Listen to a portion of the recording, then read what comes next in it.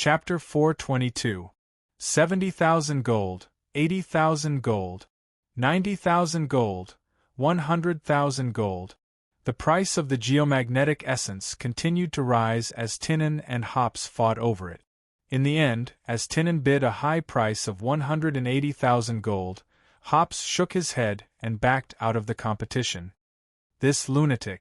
It's just a piece of geomagnetic essence. Is there a need to spend so much money?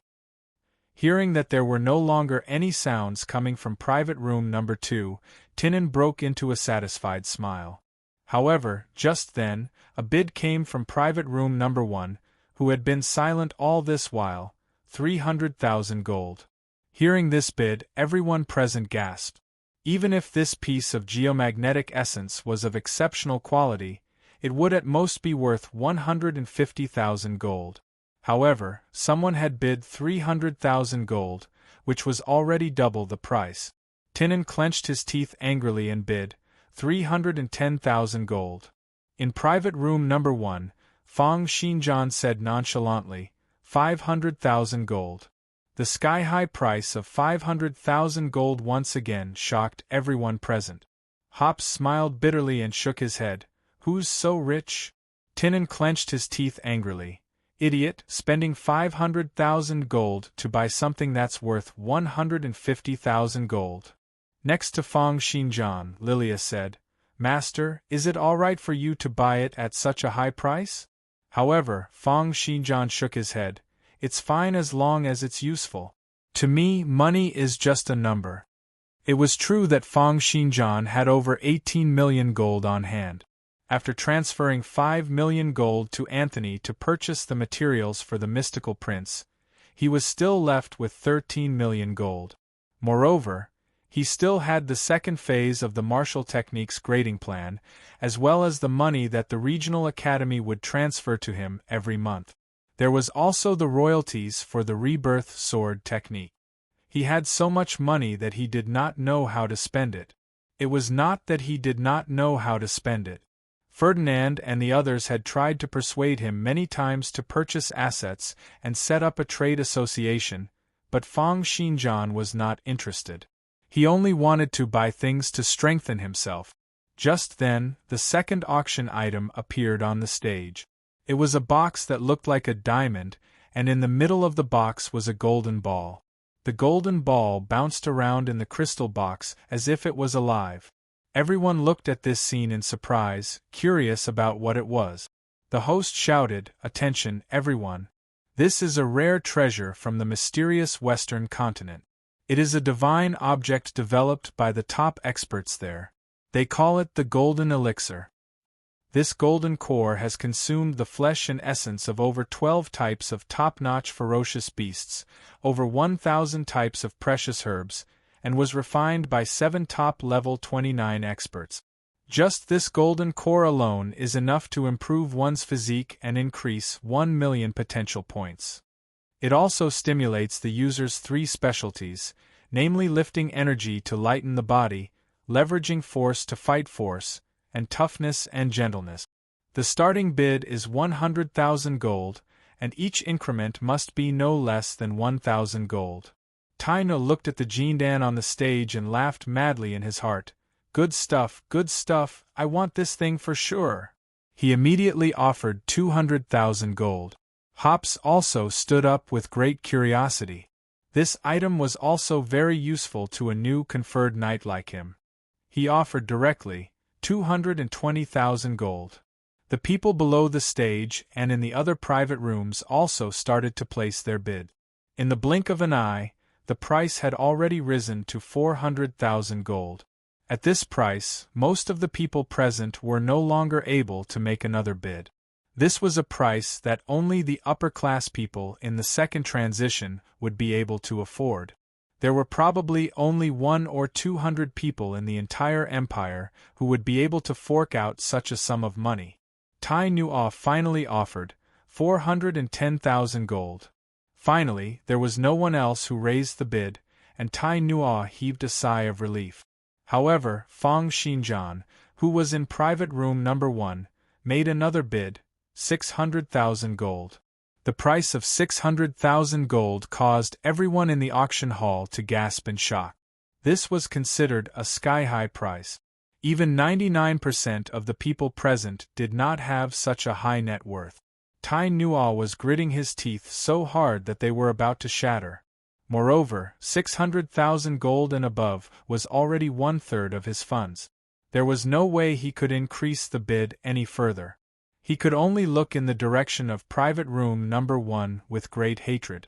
In private room number 1, Fang Xinjian casually placed a bid and no longer looked at the auction stage.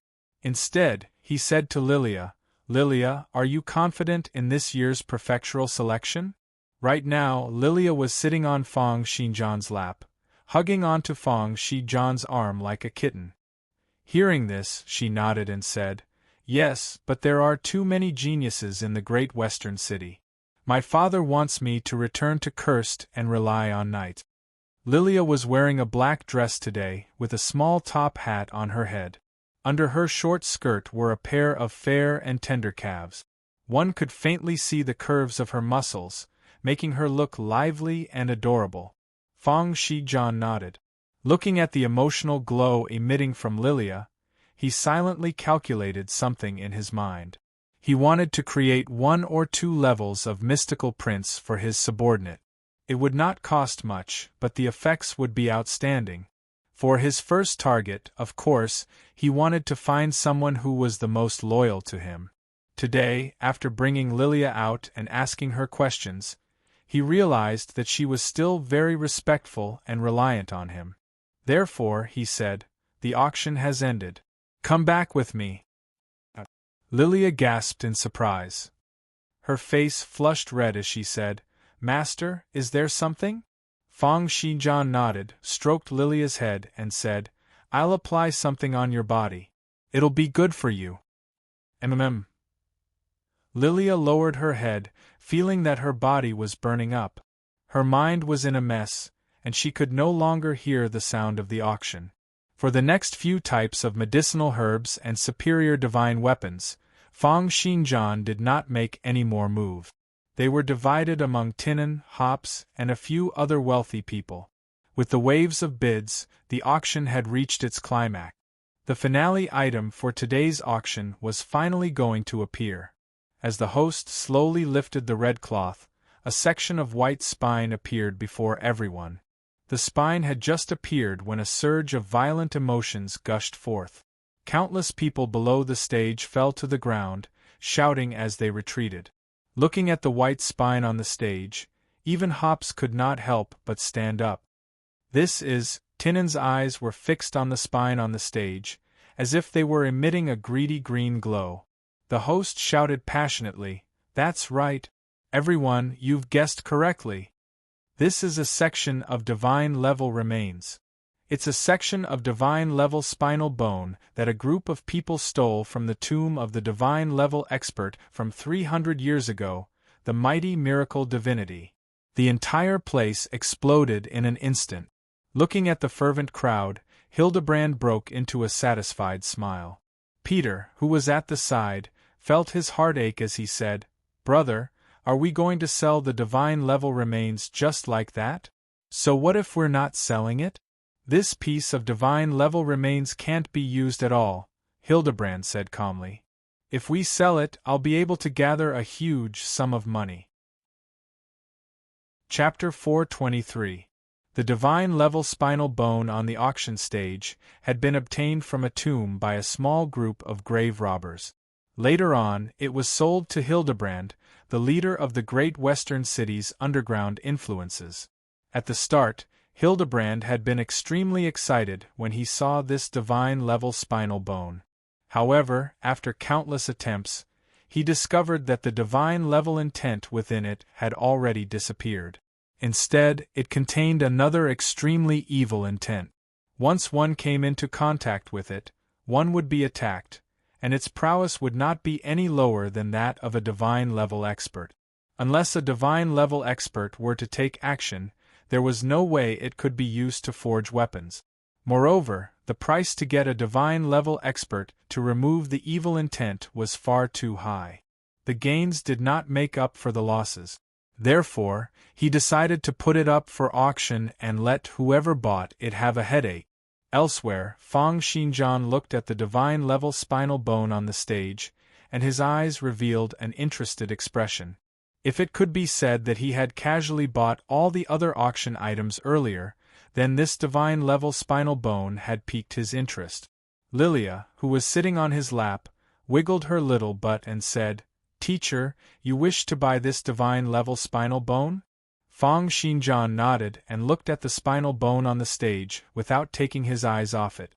He said, if this divine level spinal bone is used to make a longsword, it'll be the best." Just then, Hops made the first bid, 1,000,000 gold. This was the highest bid in the entire auction tonight, instantly extinguishing the thoughts of most people who wanted to bid. However, it was not as if there was no one else bidding. Tinan stared at the divine level spinal bone with bloodshot eyes and made a bid, 1,000,000 gold. He still had 8,000,000 gold left from the auction earlier.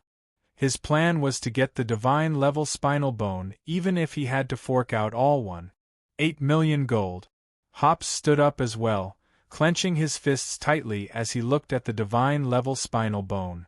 As a follower of a divine level expert and someone who had come into contact with a divine level expert before, he was probably the one who understood the prowess of the divine remains equipment created from the divine level spinal bone the best. Hearing Tinan's bid, he immediately said, 2,000,000 gold. But just as he said that, before the attendant could even step out to bid, he heard a cold voice from room number 1, 3,000,000 gold. It was the voice of the attendant in room number 1. 3,000,000 gold. This was even more than the price of all the auctioned items added together. Such a terrifying amount of money was like a heavy mountain pressing down on Hops, making him unable to summon any will to resist. Hops let out a breath and said, "To be able to fork out so much money in one go, it's probably either Xiao Tianxia or Austin." Miley said, "Don't forget about Fang Xinjian." Hops frowned. "His money shouldn't have arrived so quickly, right?" "That's hard to say." Miley shook her head and said, "I heard from my father that the Archbishop grants Fang Xinjian anything he asks for. It's not impossible for him to get the funds transferred quickly. Do you think this Fang Xinjian has anything to do with the Holy See of Truth? First it was Lord Holy Orizon, and now it's the Archbishop. To think that all of them are siding with him." Hops shook his head, looked at the divine level spinal bone with great desire, and said, "Who knows?" In another room, Tinan gritted his teeth and glared fiercely in the direction of room number 1. "It's you again. It's you again. Who on earth is in room number 1? Don't let me know."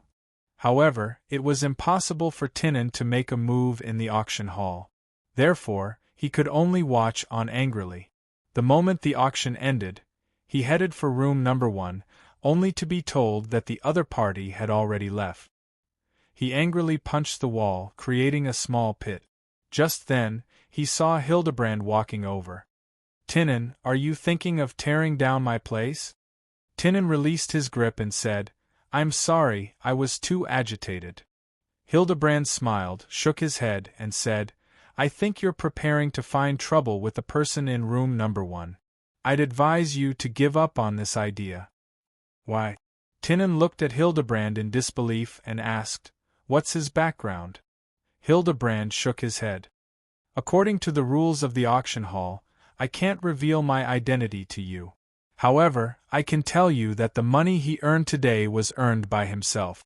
Although he's young, he's extremely talented and has already formed a connection with the Holy See of Truth. I'd advise you not to have any ideas about him." Tinan narrowed his eyes, nodded at Hildebrand, and left. Peter asked, "Will he make a move?" Tinan is a rash person who gets easily angered and has a bad temper. Now that he's gotten much stronger, if it wasn't because he's not confident, he'd probably even dare to make a move against me. Why wouldn't he dare to make a move against Fang Xinjian? Hildebrand said, "It'd be for the best if he makes a move. He can help me probe Fang Xinjian's background." It's fine if he doesn't make a move. After all, I've already profited greatly from the auction. Tinnen only needed to ask around to find out who Hildebrand was talking about. Therefore, he followed behind Feng Xijian's carriage, tailing it.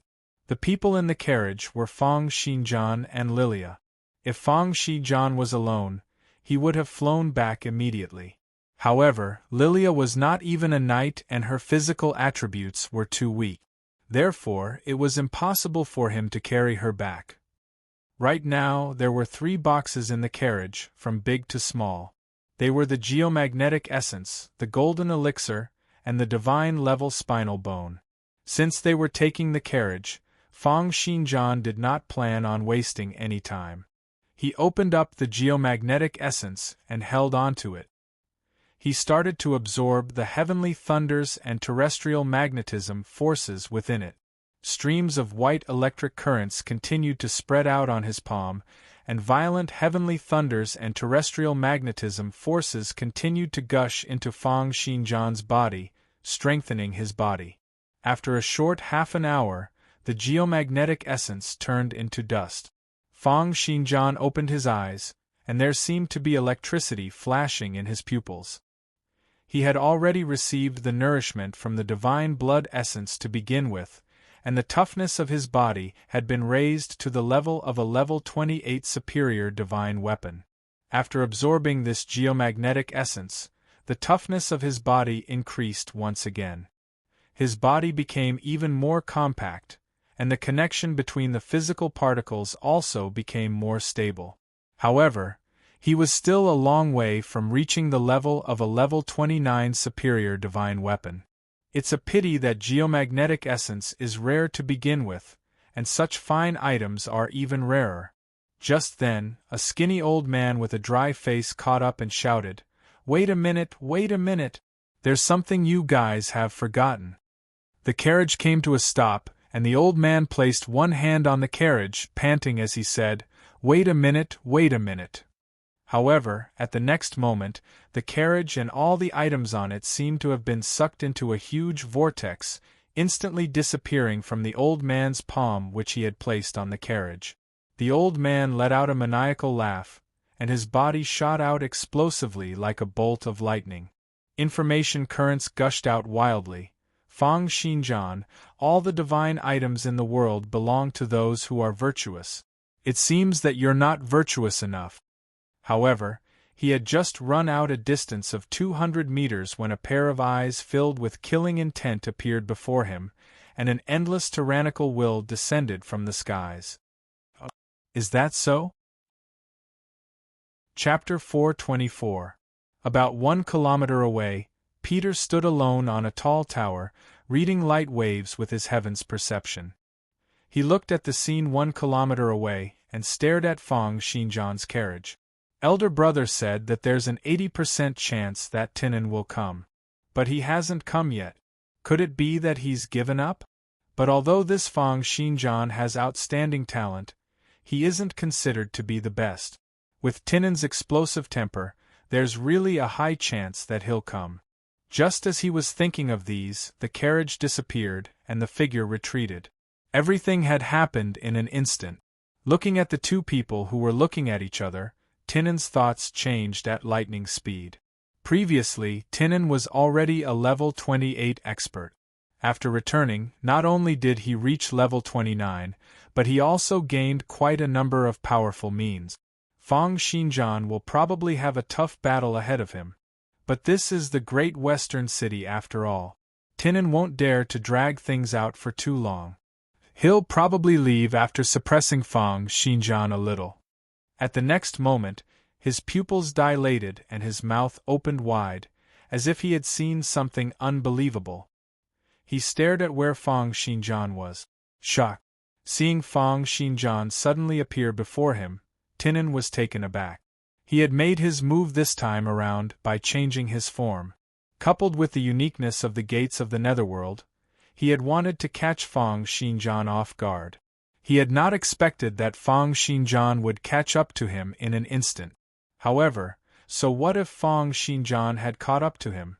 Tinan had long since found out that although Fang Xinjian had unrivaled talent, he had only become a conferred knight for a short period of time. His best achievements were merely killing 2 level 27 assassins from the Sand Country.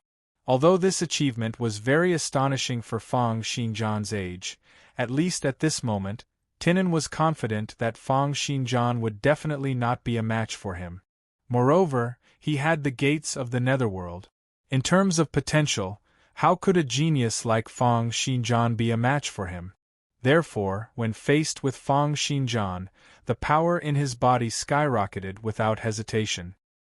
He had already struck out with his palm, and the gates of the netherworld opened. Violent crimson flames surged out. It was his ultimate move that had severely injured Achilles, the great red lotus. The crimson meteor flashed and disappeared, directly colliding with Fang Xinjian. The violent force of the collision caused the surrounding streets to collapse, and the high temperature melted the bricks and tiles on the ground. Faced with this terrifying attack, Fang Xinjian merely threw out a punch. Violent sword force gushed out and collided head-on with the big red lotus. In the next moment, sword chi crisscrossed, and the entire big red lotus exploded in the air like a firework, turning into countless sparks that slowly disappeared. Fang Xinjian slashed the entire big red lotus apart with a single punch, disintegrating it. Tinan glared, and the gates of the netherworld unleashed its prowess once again. An azure dragon, a phoenix, a white tiger, and a black tortoise dashed out together. With a roar, they turned into 4 gushes of power, biting out toward Fang Xinjian. This was the killing technique of the 4 Phases sect, the 4 Phases killing formation. 4 types of divine beasts materialized from ether energy contained extremely concentrated energy in their bodies. Not only were they extremely strong, but they could also work together to form an energy cycle. As long as one of them did not die, the others would be revived even if they died. Tinan wanted to first use the 4 Phases killing formation to hold back Fang Xinjian and then use his ultimate move to deal with him. However, Tinan did not know that with his current abilities, he was not qualified to say that he could hold back Fang Xinjian. Tinan merely took a step back, and over 1,000 streams of ether sword ripples swept out. The azure dragon was dismembered, the phoenix was slashed into minced meat, the black tortoise was stirred into meat paste, and the white tiger's head was crushed by Fang Xinjian, who had just taken a step forward. Then amidst flashes of sword light, the white tiger was dismembered. At this moment, Tinan's gaze was extremely grim as he looked at Fang Xinjian. The gates of the netherworld in his palm kept on spitting out, as if it would be able to unleash a power that could destroy the world explosively at any moment. However, Fang Xinjian just stood there, looked at him coldly, and said, "Hand it over and I'll give you a quick death." The golden elixir was naturally very valuable, but the divine-level spinal bone was something that Fang Xinjian was determined to get. How could he have expected that it would be taken away by Tinan? If it was not because Tinan's thieving skills were amazing and unbelievable, Fang Xinjian would have chopped off Tinan's head long ago. However, Tinan let out a deep breath, and his body swelled up as if he was being inflated. In the blink of an eye, he had returned to his original height of 2.5 meters. However, his appearance was still that of someone else's. Fang Xinjian, to think that you've been hiding your abilities all this while, pretending to be a pig to eat a tiger.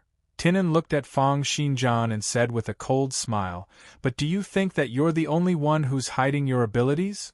The gates of the netherworld in Tinan's palm instantly expanded into something that looked like a black hole. The surrounding light rays, air, and other things seemed to be engulfed. "Have a taste of this move of mine." Tinan had only spoken halfway when he suddenly felt his vision turn black. The entire sky seemed to have been encompassed by darkness. No, it was not that the sky had been encompassed by darkness. Instead, it was that Fang Xinjian's big hand had descended from the sky in that instant. The violent gales and extremely ferocious power caused the area within a range of 10 meters to seem as if it had turned into a vacuum. The air let out kacha-kacha shattering sounds, and it was as if the entire sky had collapsed. At the next moment, Fang Xinjian's palm had already pressed down on Tinin's face. Endless brutality descended on Tinin's heart, as if wanting to shatter his entire consciousness into dust. "Taste your mother." Tinin subconsciously grabbed onto the arm that Fang Xinjian was using to grab onto his head. However, when he exerted force, he felt that Fang Xinjian's power was like the mountains and seas. It was as if Fang Xinjian was grabbing onto a heavenly pillar, unable to budge him at all. How is this possible? Tinin bellowed furiously in his heart. He could sense that Fang Xinjian had at most over 200 streams of specialty seeds on him, as well as the extremely weak eruption of physical particles. However, Fang Xinjian was still able to completely suppress him in terms of power. How can this be? I have more specialty seeds than him, and the eruption of my physical particles is more ferocious than his? How can I be suppressed by him? This monster. My strength attribute is at least 220 points. How much strength does he have to be able to ignore the difference between specialties and physical particles? Tinin grabbed onto Fang Xinjian's arm tightly with both hands. However, the gates of the netherworld was unable to absorb living creatures, and was thus unable to deal with purely physical attack. At the next moment, their bodies flashed, and the friction in the air left behind 2 long trails of flames. Tinin's ordinary clothes were all turned into ashes by the high temperature and strong gales. Then, amidst a soaring explosive sound, he was pressed into a mountain peak over 20 kilometers away by Fang Xinjian's palm. An earth-shattering attack. The entire mountain peak exploded in that instant, turning into countless fiery meteors that shot out in all directions. Tinin, whose head was still being grabbed, let out a furious bellow. In that instant, wind, rain, thunder, and lightning appeared in the gates of the netherworld, and over 12 killing techniques were unleashed simultaneously. Endless explosions, high temperatures, and flame currents turned everything within a range of 1,000 meters into dust. However, Tinin only felt his head tighten. The attacks from the 12 killing techniques did not even give Fang Xinjian the right to stop for a moment. Fang Xinjian grabbed onto Tinin's head and dashed out once again, crashing into the ground like a meteor from outer space. Rumbling sounds of mountains collapsing and the earth cracking rang out. The entire mountain seemed to have turned into undulating waves in the sea. The layers of the ground trembled, and shock waves spread out in all directions. The space within 100 meters under Tinin's body exploded into dust. All of the bones throughout his body were shattered, and he spewed out a large mouthful of blood. However, his gaze only became increasingly savage, and his martial will swept out. "Fang Xinjian, go and die." Terrifying power waves came from the gates of the netherworld, and streams of light pillars soared into the sky. In the blink of an eye, they encompassed the area within a range of 100 meters. Enraged, Tinin unleashed over 100 killing techniques from the gates of the netherworld at one go. Chapter 425. The heavens fell and the earth cracked. Tinin's attack was as if the heavens were falling and the earth cracked. Countless rays of light burst out from the gates of the netherworld, and over 100 killing techniques were unleashed. It was as if over 100 conferred knights had attacked at the same time. Layers of stacking powers came pressing down, shattering and crushing everything in the air. However, under Tinin's astonished gaze, a layer of faint black light encompassed Fang Xinjian's body. The Universal Truth longsword was activated, crazily repelling all matter that got close to it. Waves of violent powers struck Fang Xinjian's body. However, under the defense of the Universal Truth longsword, the Heavenly Abyss Annihilation Armor, and his own body's level 28 superior divine weapon, Fang Xinjian remained unscathed. "It's over." Fang Xinjian's martial will swept out, ringing out in Tinin's mind. Tinin looked at Fang Xinjian in a daze and said, "You." Bang! With a punch, Fang Xinjian grabbed onto Tinan's head with one hand while his other hand smashed onto Tinan's face. Close to 300 points of strength exploded. Coupled with the fact that Tinan's body was far stronger than his, Fang Xinjian caused Tinan's face to become deformed, cracked, and then caved in. Tinan's eyes rolled back, his brain was concussed, and he kept on spurting out blood. Fang Xinjian's voice rang out coldly, "Where's the item?" Tinan's entire body trembled. The intense concussion in his brain made it impossible for him to react accurately. Fang Xinjian let out a cold laugh and tapped out with a finger. In that instant, his fingers seemed to have turned into the world's sharpest blade. The high-frequency effulgence weapon encompassed his finger, vibrating at a rate of 20,000 times per second, and in that instant, it slashed off Tinan's 4 limbs. Tinan's 4 limbs dropped to the ground just like that, while he continued to struggle crazily in midair with his head still being grabbed. Fresh blood splattered all over his body. Fang Xinjian hooked his finger slightly, and under the stirring of strong gales, a section of Tinan's arm was brought before him. Fang Xinjian said calmly, "You used this arm to suck away my item, right? What will happen if I destroy this arm?" "It's useless." Tinan, whose entire body was convulsing in pain, struggled to raise his head. Looking at Fang Xinjian, he said, "The item is with me. If I don't give it to you, it's useless even if you kill me." As he spoke, the limbs around him flew back to his body, and all his flesh and bones reassembled under a burst of electricity. His face also returned to its original appearance, and his heavy injuries healed in an instant. He displayed the powerful vitality of a level 29 fighter. As long as there was enough energy, he would have an almost indestructible vitality. This was also because he had used the gates of the Netherworld's previous absorption technique from the very beginning, so he did not consume any of his own energy. Tai Nua grabbed onto Fang Xinjian's arm with both of his hands and kicked out with his leg, bringing along a graceful trajectory, bringing along streams of light as he kicked toward Fang Xinjian's thigh, lower body, and crotch area. A series of kicks were like a flash of lightning. For the first time since the start of the battle, Tinan performed his killing technique. Killing technique, electric light kick. Each kick was a terrifying attack that could penetrate through the clouds and space. In that instant, Tinan had kicked over 1,000 times, causing the ground to tremble and crack, causing dust to fly up. At the same time, his hands did not stop. Bringing along blazing flames, he punched fiercely onto Fang Xinjian's chest. Scorching white flames encompassed Fang Xinjian entirely. Tinan bellowed furiously as he continued to punch and kick Fang Xinjian. The flames and light streams mixed together, and under the intersecting of countless punches, it was as if the entire mountain had been carpet-bombed by several hundred bombers. By the time Tinan came to a stop, panting, the mountain under his feet had already been turned into a basin by the repercussions of the attacks. However, that strong arm continued to grab onto his head, not loosening its grip in the slightest. Under Tinan's despairing gaze, Fang Xinjian once again appeared before him unscathed. Fang Xinjian then punched out, exploding Tinan's lungs. The difference in physical strength between the two was like the difference between diamond and coal.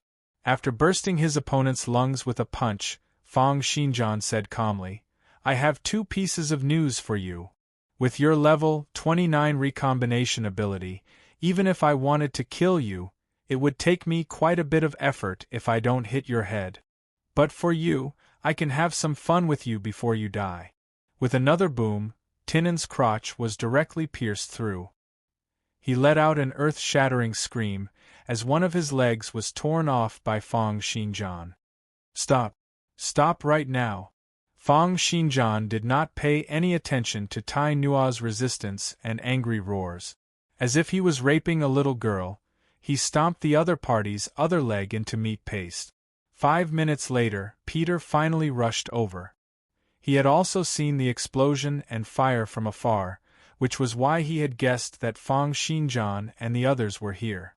When he arrived above the basin, his ears twitched slightly, and he heard rumbling sounds coming from the center of the basin like a pile driver. Boom, boom, boom. Every loud noise caused the earth to tremble. The stones on the ground jumped up with every loud noise and fell back to the ground under the influence of gravity. Peter only felt that every impact was like a knock on his heart. He swallowed his saliva, rose into the sky, and looked in the direction of the center of the basin. In the next moment, he felt his scalp go numb. Fang Xinjian was punching the ground again and again, each of his punches landing on a pile of things that looked like pieces of meat.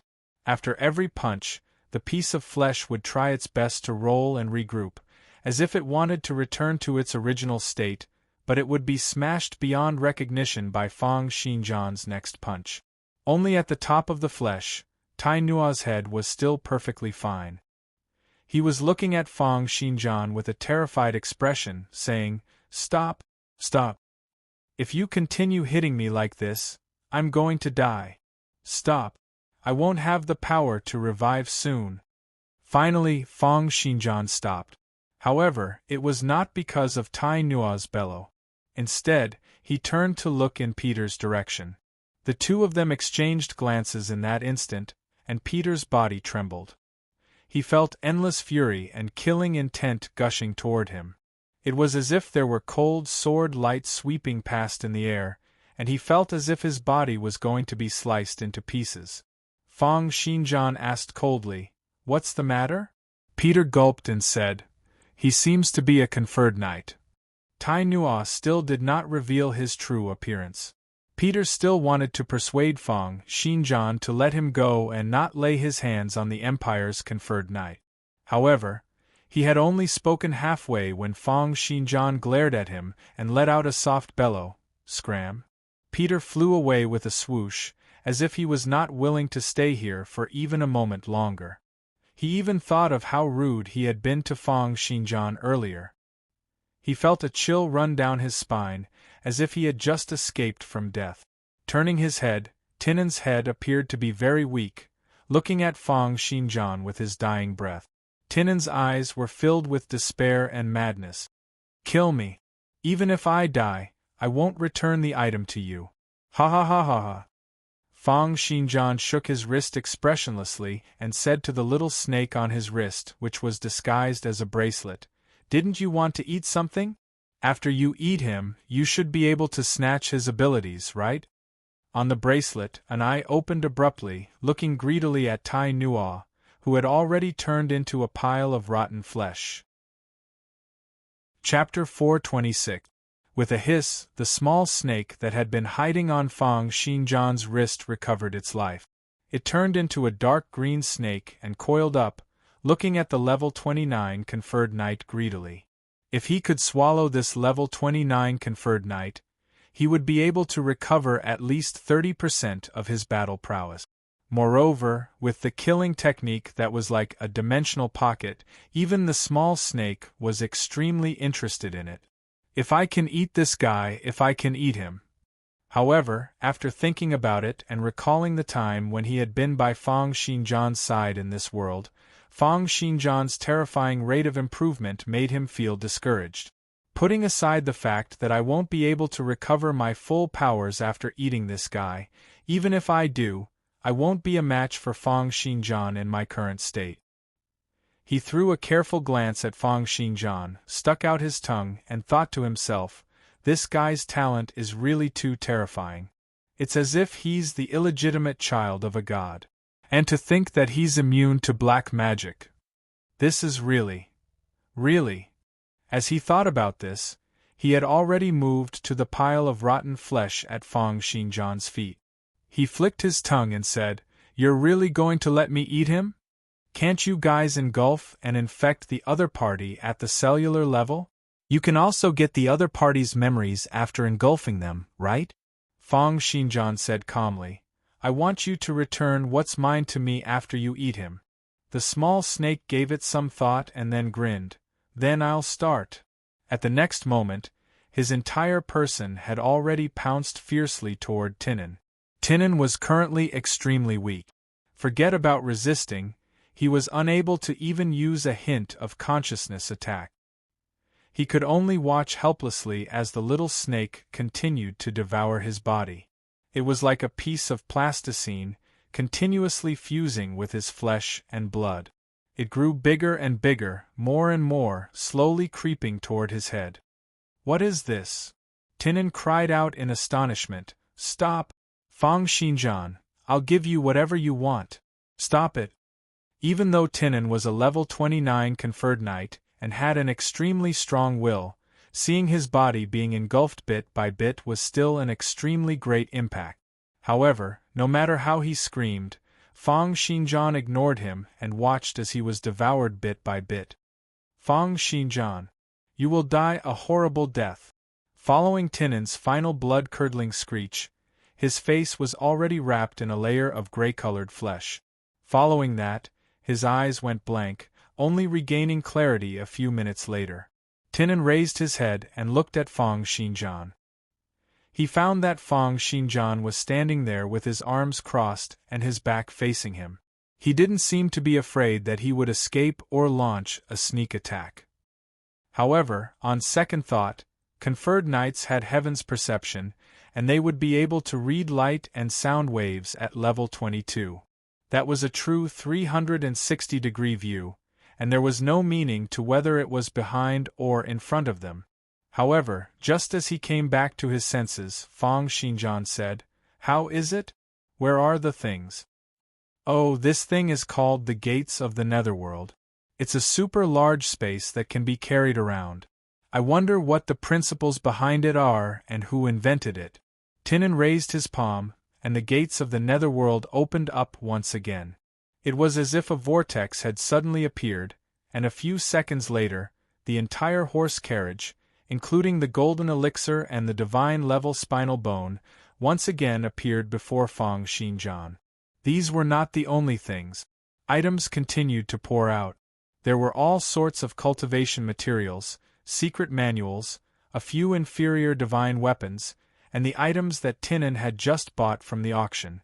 Looking at Fang Xinjian's gaze, Tinan grinned and said, "Hee, this is that big guy called Tinan, the one who participated in the auction.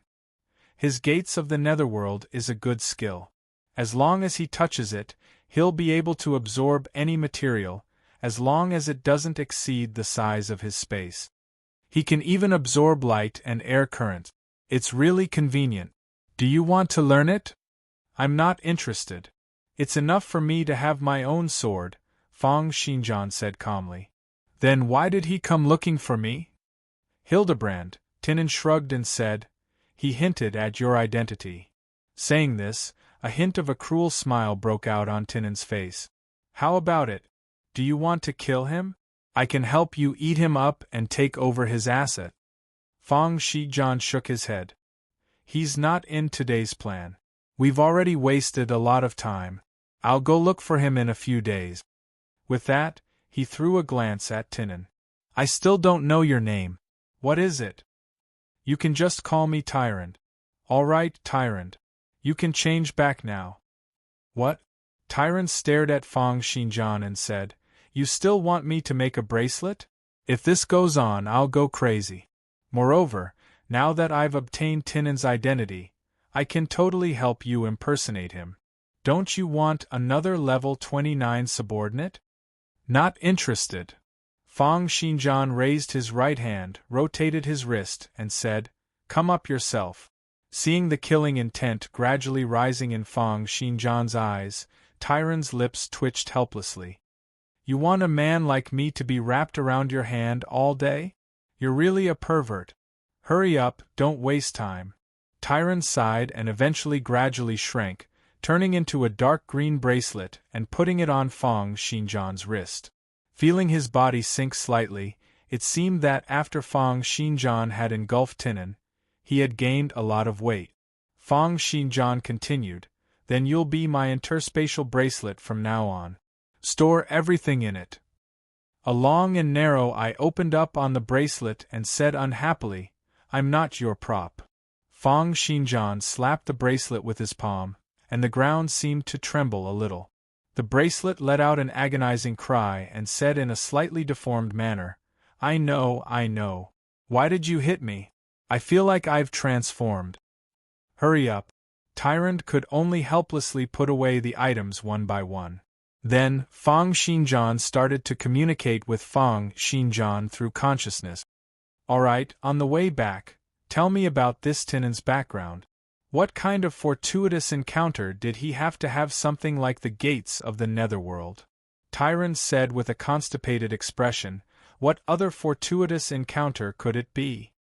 He just happened to find a tomb, saying that it was the tomb of some southern sacred sect's disciple. The corpse inside was already gone, and when he moved the coffin away, he discovered that the cultivation method for the gates of the netherworld was carved under the coffin. Southern sacred sect? Fang Xinjian stroked his chin and said, to be able to create a cultivation method like the gates of the netherworld, it shouldn't be an ordinary faction. But why have I never heard of this name before? Have you? Never heard of it. Who knows where it popped out from? But from the style of the name, it might be from the Western land. Chapter 427. In the training room in the sacred land, Lilia looked at her hands in astonishment until the prints on her hands gradually dimmed and disappeared from the surface of her body. Lilia did not have heaven's perception, so she was not afraid of the 100 times the amount of information from the ether particles in the sacred land. As for the fact that she could come in and cultivate like this, it was naturally Fang Xinjian's privilege. Right now, Fang Xinjian had the rebirth sword technique, which was renowned throughout the world, and he had also collaborated with the church on the martial techniques grading plan. His privileges in the regional academy were unprecedented. Putting aside bringing Lilia in, it was not impossible for him to even give her a place in the sacred land. It was just that this would alarm too many people, and Fang Xinjian did not plan on doing this. Lilia looked at Fang Xinjian curiously and asked, Teacher, what is this? It's good stuff. Fang Xinjian asked, How do you feel? Lilia closed her eyes and sensed for a while.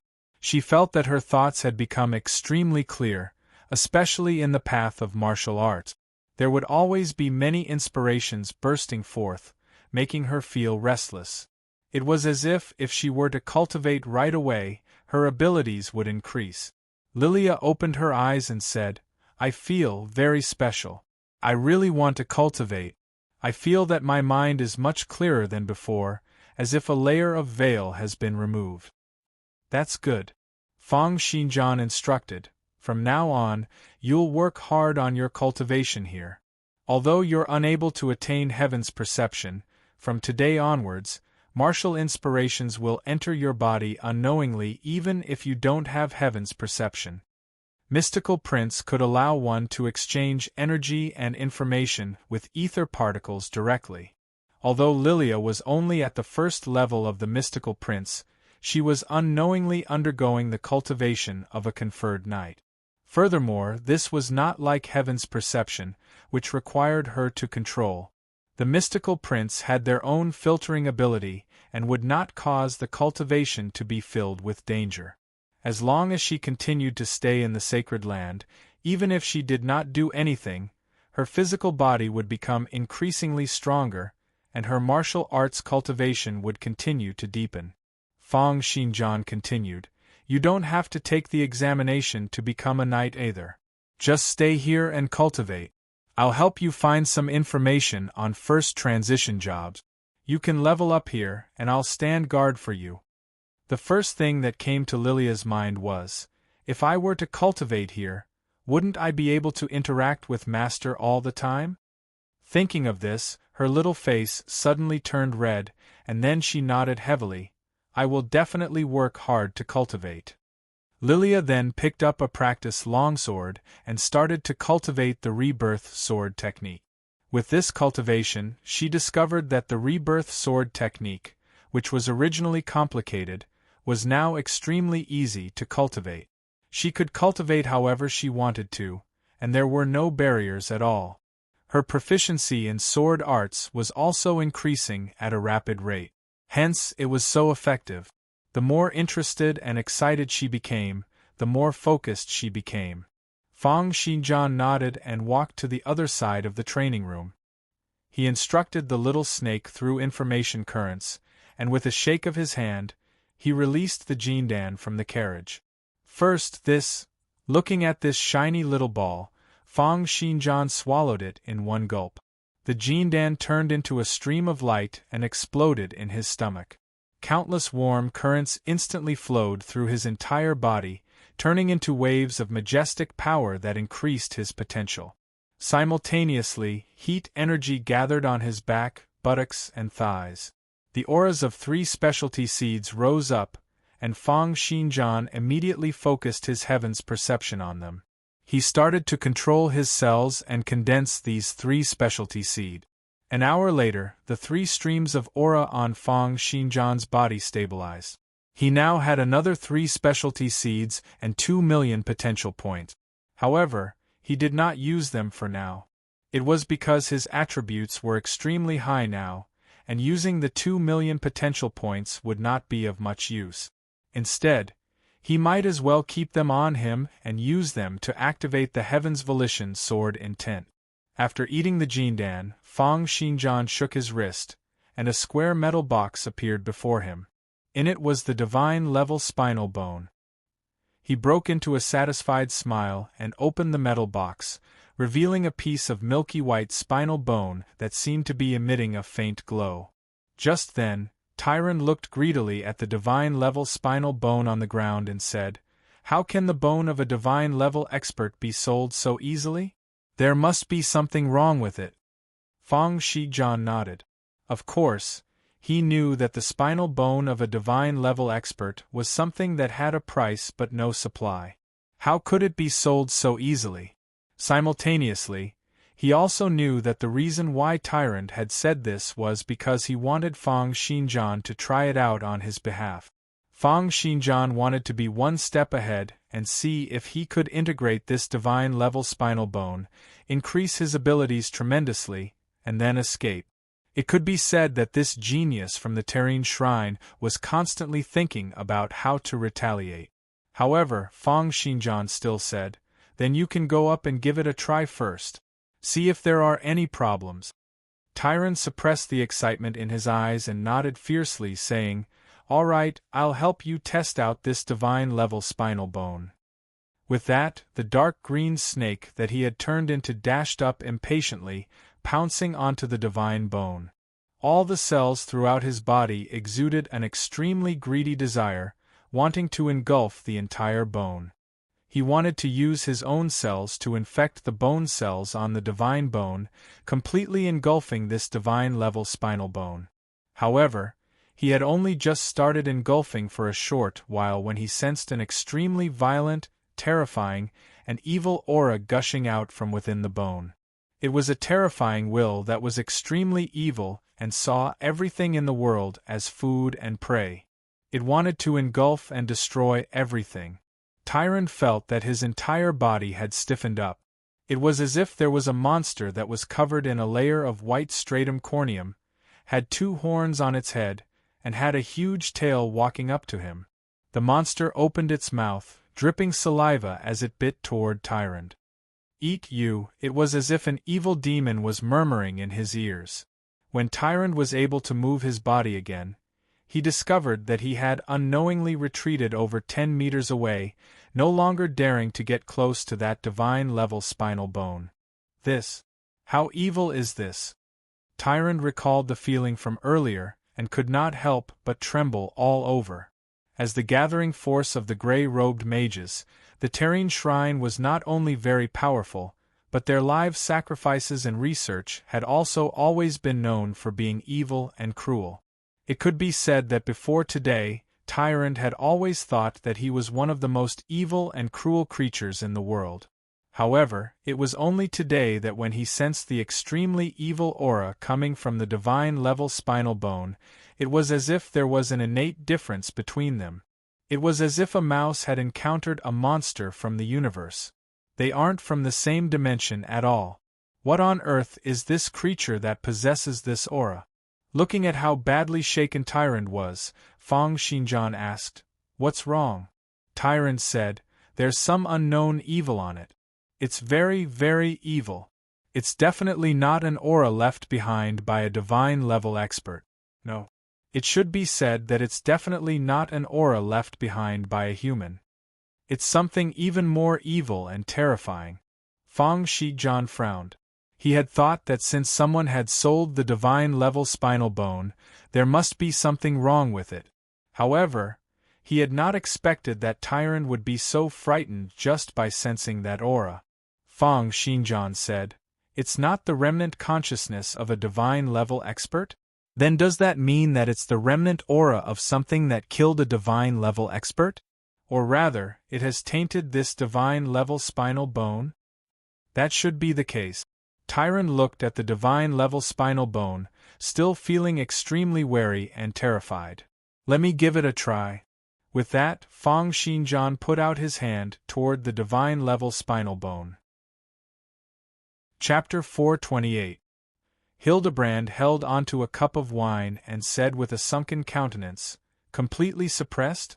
And completely unscathed?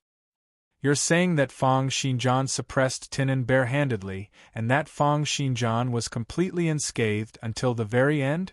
Peter, who was at the side, still felt a lingering fear when he thought of the final glance Fang Xinjian had given him. Hearing this, he said, "That's right. Should we report this to the association? He might have already killed Tinan. Let the association capture him." The association. The association is just a power. Since when have you been so naive to think that things like laws and regulations can really be used on conferred knights? Hildebrand said, "It's just that I didn't expect Fang Xinjian to have hidden himself so deeply.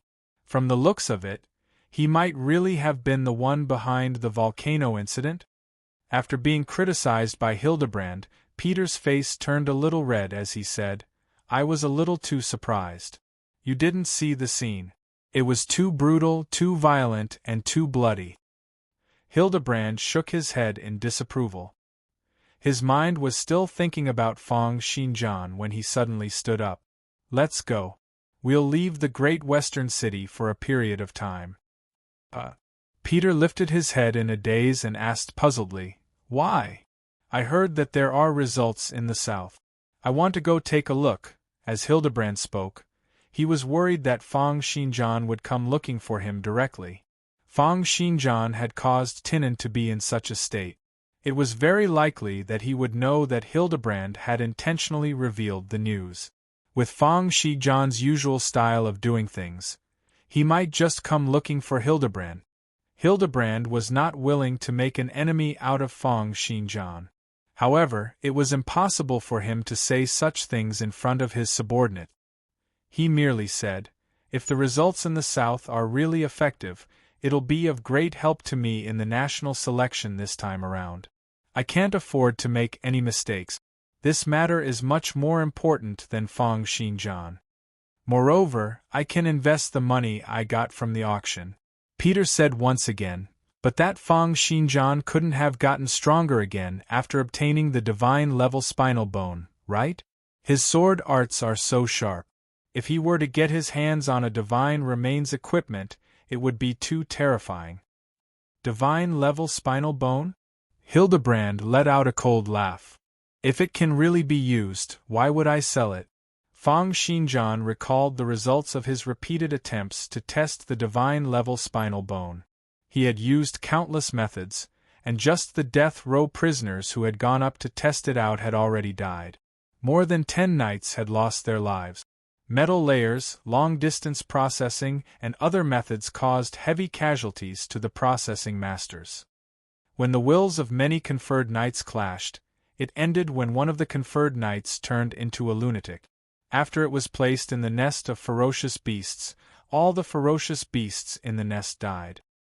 He prayed to the bishop of the Great Western region, who was responsible for the Holy See of Truth, to suppress the matter, but the other party could do nothing about it.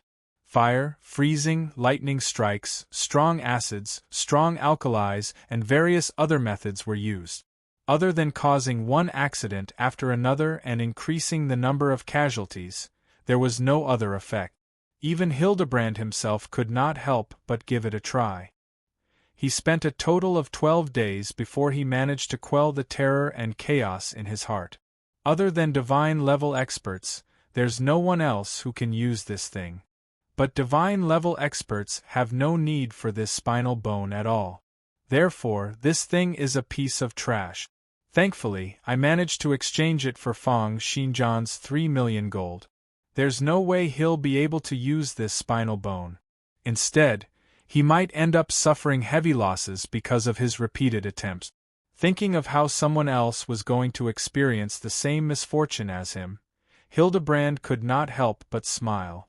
All right, let's go. Under Tyron's astonished and nervous gaze, Fang Xinjian pressed down on the divine-level spinal bone with one hand. At the next moment, an aura that was filled with brutality, craftiness, evil, and terror gushed into Fang Xinjian's body. Fang Xinjian felt as if his entire body had been frozen in that instant. Every single pore, cell, and particle on his body had been scared stiff, and he was instantly unable to move. This is... At the next moment, he sensed that a monster was slowly walking into his consciousness. It was a monster that was covered in a layer of white stratum corneum and had 2 horns on its head that looked like those of a demon. With each step it took, its thick tail would lash out at the air, releasing explosive popping sound. This monster did not appear to be terrifying, but the aura it exuded could be said to be hair-raising. Fang Xinjian had once sensed the remnant consciousness of the level 29 Sand Country's national hero at close range. He had also sensed the divine-level expert, the Holy Orizon's consciousness. However, compared to these 2 human experts, the aura of this monster was over 10 times more terrifying. It was a blatant desire, a pressure that came from the instincts of a living being. Fang Xinjian could sense that this monster wanted to eat him up. It wanted to tear open his chest, break his limbs, and swallow him whole. However, faced with the complete suppression from this aura, Fang Xinjian did not really give up on resisting like Tyrant. Instead, he gritted his teeth and focused his willpower and attention like never before. The impact of his consciousness turned into waves of sword waves, pouncing out toward the evil aura on the divine-level spinal bone with a tearing force. However, this aura seemed to be a natural counter to him. No matter how much he tried to impact it with his willpower or how much he condensed his martial will, he was unable to go up against it. He felt that his body was getting increasingly stiff, and a voice kept on telling him to give up and stay away from the divine bone. Once he gave up, he would be like Tyrant and stay away from the divine-level spinal bone. Moreover, a shadow would be left in his heart, and it would be even harder for him to go up against the evil aura in the future. If this were to carry on, he would be increasingly suppressed by that aura until he would not even be able to get close to the divine-level spinal bone. Fang Xinjian clenched his teeth tightly, and green veins popped up on his forehead. However, that most instinctive fear from the ancient times continued to linger in his heart. With a cold snort, Fang Xinjian activated the Heaven's Volition Sword Intent. This was also his final trump card, and the reason why he dared to come into contact with the divine-level spinal bone. In the center of his consciousness, the Heaven's Volition Sword Intent, which had been holed up, trembled abruptly. At the next moment, it sent out a myriad of sword light and gushed out toward that evil aura. After the 2 of them met, the Heaven's Volition Sword Intent exploded abruptly. Fang Xinjian seemed to have heard an extremely excited cry in his consciousness. Wherever the Heaven's Volition Sword Intent passed by, the endless evil aura would dissipate on the spot and then turn into waves of nutrients, gushing into the Heaven's Volition Sword Intent's body. In the end, the Heaven's Volition Sword Intent darted into the divine-level spinal bone along with the dissipating evil aura. In that instant, the entire divine-level spinal bone started to tremble intensely, and waves of black aura rose up from it. Amidst the black aura, there seemed to be countless souls trembling and screaming. Eventually, they dissipated into the air together with the black aura. Chapter 429. A short moment later, the Heaven's Volition sword intent once again returned to Fang Xinjian's body, bringing with it a feeling of satisfaction. It seemed as if there were no changes from before, but there seemed to be a feeling that it did not have in the past. Fang Xinjian sensed the Heaven's Volition sword intent in the center of his consciousness and thought, to think that the Heaven's Volition sword intent has such an amazing effect on auras like this? What on earth is that monster? What does the Heaven's Volition sword intent have to do with it? Fang Xinjian let out a breath. There were many doubts in his mind, but he still calmed himself down and looked at his stats window. The Heaven's Volition sword intent had been out for a total of 2 seconds, depleting 200,000 of his potential points. Right now, he still had 8 million potential points. He turned his head to look at the divine level spinal bone before him, put out his hand gently, and grabbed it. His palm came into contact with a layer of coldness, but it was not bone-piercing. Instead, it had a unique warmth to it. How much power did a deity-level expert possess? How terrifying was their strength? Fang Xinjian still did not know how to define the difference in strength between them. It was because he did not have any divine-level experts by his side, and it was impossible for the divine-level experts in the world to publicize their information to the public so that their subordinates could think of ways to deal with them. However, he could still sense the sturdiness of the spinal bone in his hand. It far surpassed the sturdiness of a level 29 superior divine weapon, and the bone seemed to contain a powerful force. The corners of Fang Xinjian's lips curled up as he broke into a satisfied smile. There's no problem with the divine-level spinal bone anymore. Next, I'll need to get someone to help me forge a divine remains equipment. I'll need to get a master to help me forge a divine-level divine weapon longsword. 1 day later, Zhou Xingwen arrived at the sacred land where Fang Xinjian was located. He heard Zhou Xingwen say, "Sir, Hildebrand has disappeared." Fang Xinjian, who was sitting cross-legged in midair and condensing specialty seeds, slowly opened his eyes. There seemed to be sword light flashing in his eyes. Disappeared. That's right. Before the day you instructed us to look for him, he had already left the city. We've asked around, but none of the servants in his clan know where he has gone. Fang Xinjian sneered in his heart, "You're pretty fast at escaping." In the information stream, the Bengal tyrant smiled evilly. "This guy has escaped. What should we do? Are you going to chase after him? What's there to chase? My time is precious.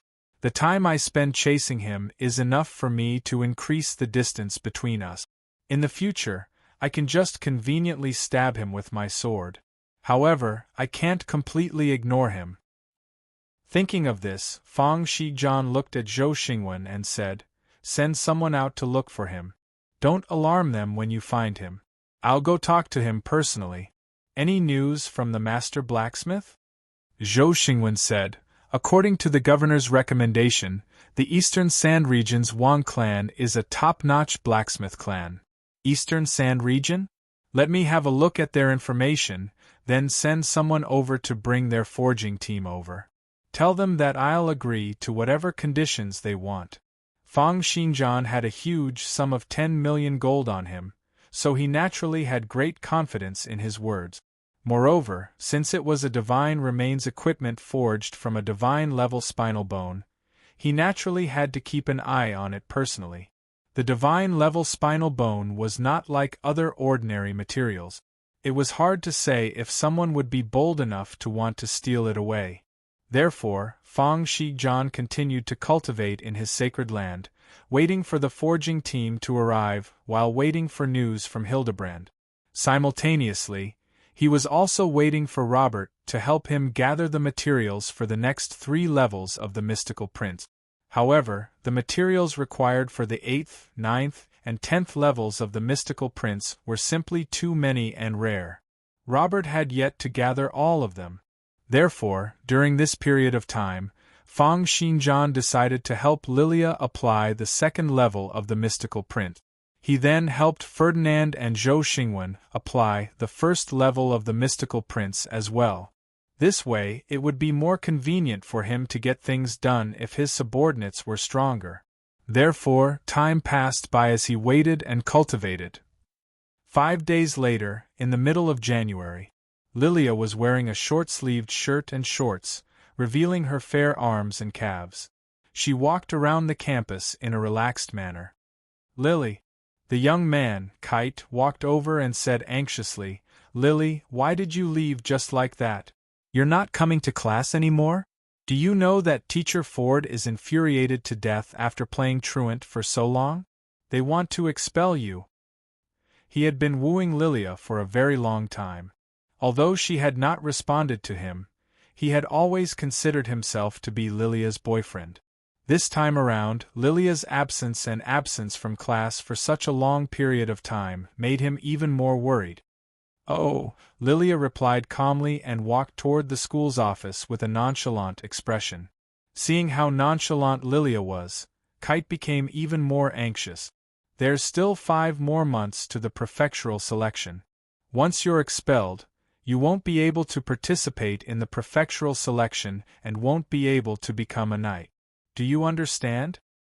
I don't plan on participating in the prefectural selection anymore." "What?" Kite suddenly stood in front of him and said, "Are you crazy? After working hard for so long and cultivating for so long, you don't plan on becoming a knight anymore? I have my own plans. This time around, I'm here to withdraw from school.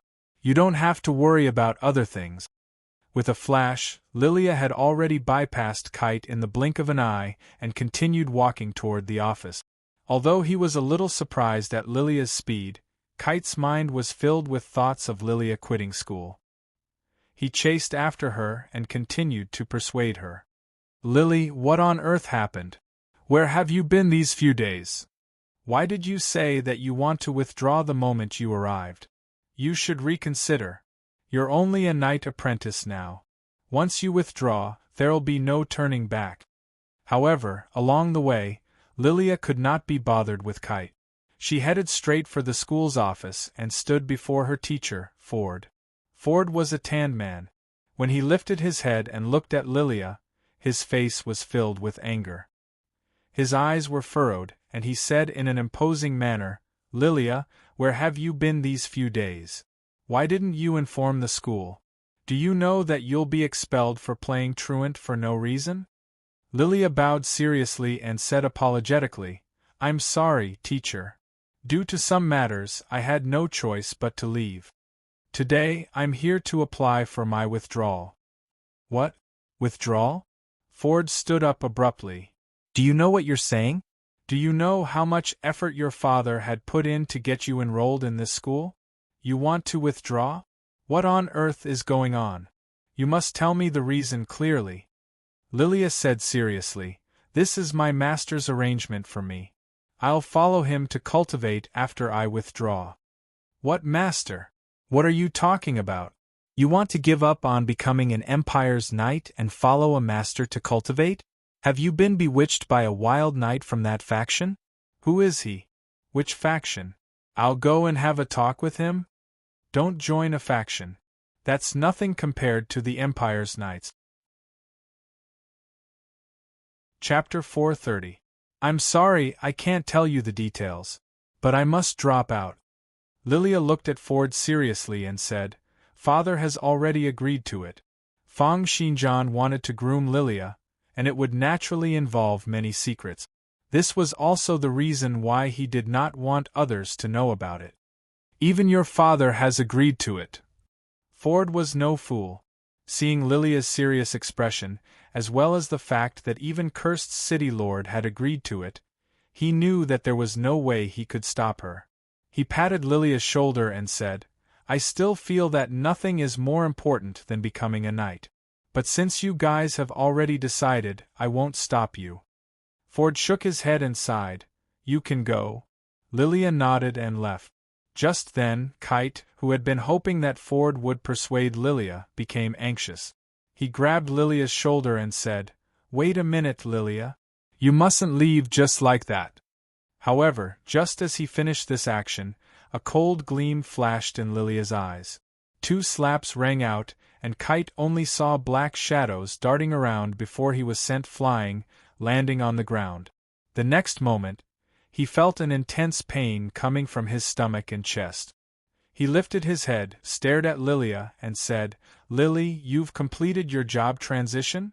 For Lilia to be able to widen the gap between them so much, other than her having completed her job transition, he could not think of any other way.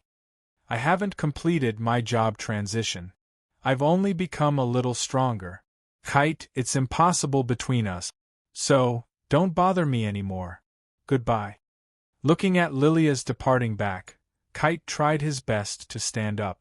However, he felt an intense pain in his chest and stomach, and was unable to get up even after a long time. Kite bellowed in his heart, "No. I mustn't let Lilia leave just like that. Giving up her future as an Empire's knight and joining some faction. What kind of joke is this?" Seeing Kite walk out unsteadily, Teacher Ford shook his head. "Lilia's mind has already been made up. You should know her temper. She won't change it easily." Kite clenched his fists tightly and walked out slowly, determined to get Lilia back. Ford shook his head and sat down, feeling increasingly curious. What faction was it that was so powerful that it could make Lilia and her father, cursed city lord, agree to drop out? But what faction can compare to being an Empire's knight? Lilia's talent is not bad, and she should have no problems in this year's prefectural selection. It's a pity to give up just like that. Half an hour later, a group of men in black entered Rutherford's office. Rutherford stood up and said, "Who are you guys? Who allowed you to come in?" But just as he finished speaking, a few black shadows flashed and grabbed his hands and feet, pressing him down on the table. The absolute suppression of power made him unable to resist at all. "These guys are all knights. And none of them are weaker than me." Ford immediately realized the problem. The leader of the black-clothed men said calmly, "Miss Lilia is more polite, but we are different. I'll ask you one more time, where is her file?" Within a short 10 minutes, all of the information Lilia had left behind in the school had been erased. Other than the students who really knew her, there was no longer any information related to her in the school. Ford recalled the killing intent from the few nights earlier, as well as their experienced cooperation in suppressing him. He thought to himself, "This is definitely something that only soldiers who have gone through hundreds of battles can do. And to be able to mobilize such a top-notch knight at will. Lilia, what faction did you join?" Thinking of this, he stood up and walked toward the headmaster. "I can't just let this go. The organization Lilia joined is too dangerous." One of the black-clothed men removed his mask after leaving the school, revealing his black-haired and black-eyed appearance. He said, "That's it? What else?" "Young Master Li is one of the school's board members. He'll settle the rest. Zhou Xingwen will naturally be in charge of the other matters." Teacher Ford walked into the headmaster's office and said anxiously, "Headmaster, someone barged into my office just now and asked me to bring them to take away Lilia's file." "Haha, Ford, since when did you like to joke around?" The headmaster was a middle-aged man with a kind countenance. He looked at Teacher Ford and smiled. All the alarms and prohibitions weren't triggered, and the guards didn't discover anything either. No one barged into the school. Ford was stunned for a moment before saying, "It's because the people who barged in this time around are all experts. Each of them are top-notch knights who are not weaker than me, and they're all veterans in the battlefield. They have experience and instructions. This is why they were able to hide from the school's alarm system." "Headmaster, if you don't believe me, you can go to the archives. The administrator there has already been knocked unconscious. There's also Lilia. Her file is no longer there." "Lilia?"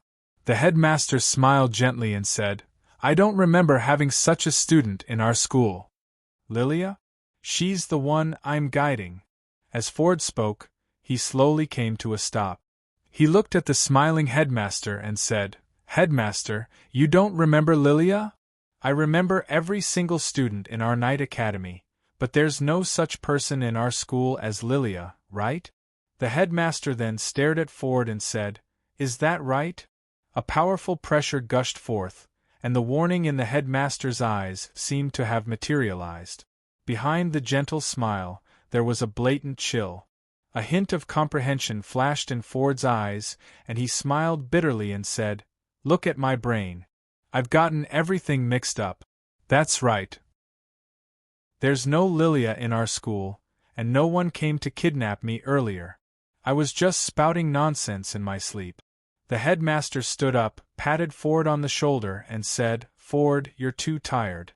Go back and have a good rest. I'll grant you a month's paid leave." Half an hour later, Ford slowly walked out from the headmaster's office, and a hint of graveness flashed in his eyes.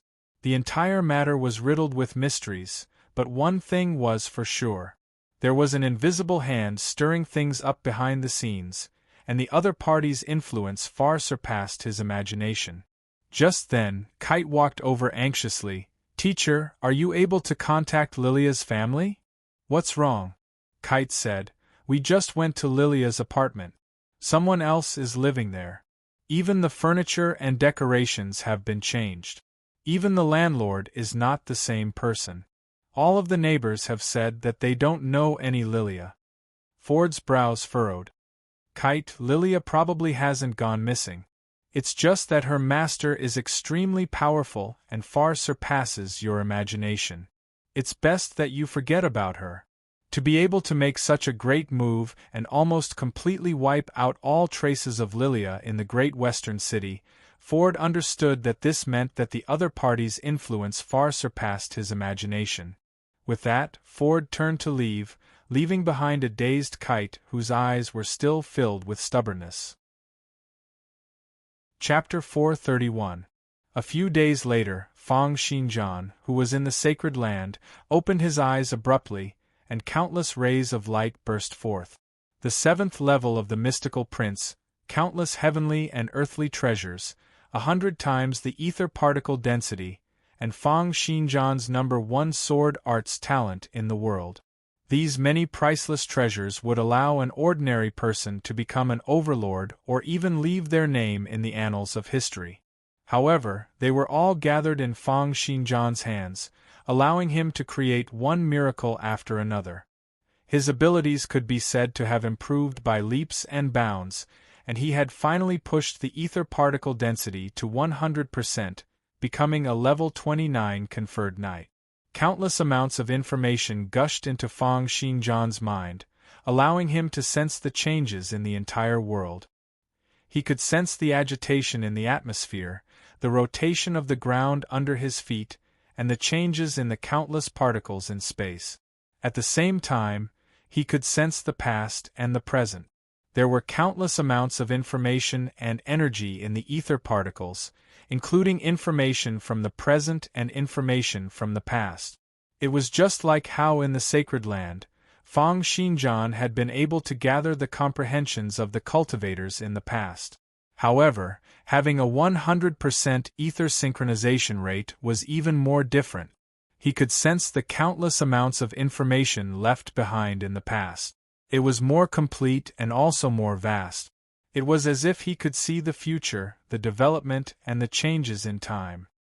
His consciousness was being attacked by countless amounts of information, as if he would be lost in the river of time at the next moment. Time. Very good. In the past, Fang Xinjian had had a similar feeling through the Heaven's Volition sword intent. However, this time around, the feeling was even clearer. It was because the information he had received was more complete, and he could clearly and directly sense the flow of time. He even had a feeling that he could vaguely see some changes in the future. It was as if he could see what he would eat the next day, where he would cultivate, and who would come to look for him. Shaking his head, Fang Xinjian knew that this was just an illusion. It was an inference toward the future after countless amounts of information were put together. It was just one of the countless possibilities in the future. This was very beneficial to his thinking, but it did not reflect much in terms of his battle prowess. After reaching level 29, the greatest improvements to him were still his stats window and his future potential. I've finally reached level 29. Fang Shijian lowered his head and saw that his stats window had become level 29 strength, 293 plus 18 agility, 307 plus 18 reaction, 209 endurance, 188 flexibility, 187 ether synchronization rate 100% right now. Fang Shijian was thinking that he could finally cultivate to the pinnacle of the various abilities he had obtained on the path of becoming a conferred knight. That's right. In fact, at your current level, as long as you can attain one tier of perfection, you'll have the chance to attain the divine level. Just then, a female voice rang out from the darkness, and a young lady dressed in a maid's attire walked out slowly. She looked at Fang Shijian, smiled, and said, "Congratulations, Shijian. There are only 5,000 conferred knights in the entire empire, and only 100 of them have reached level 29. You've finally reached this realm."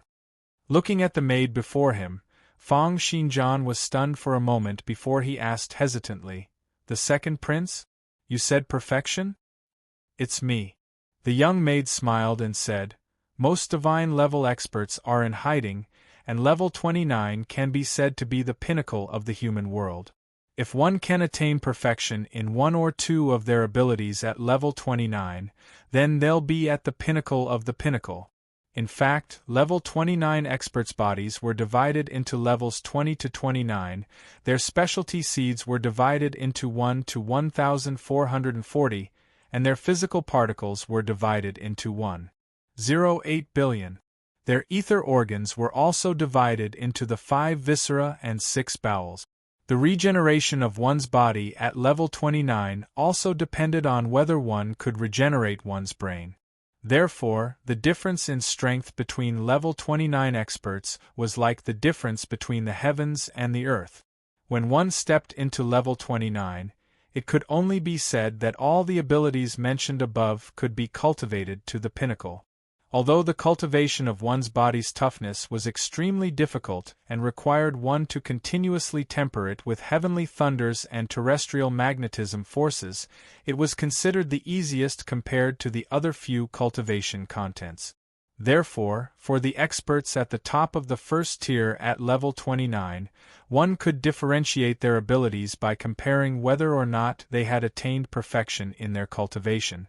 For example, when one's body's toughness had reached the level of a level 29 superior divine weapon, this was a form of perfection.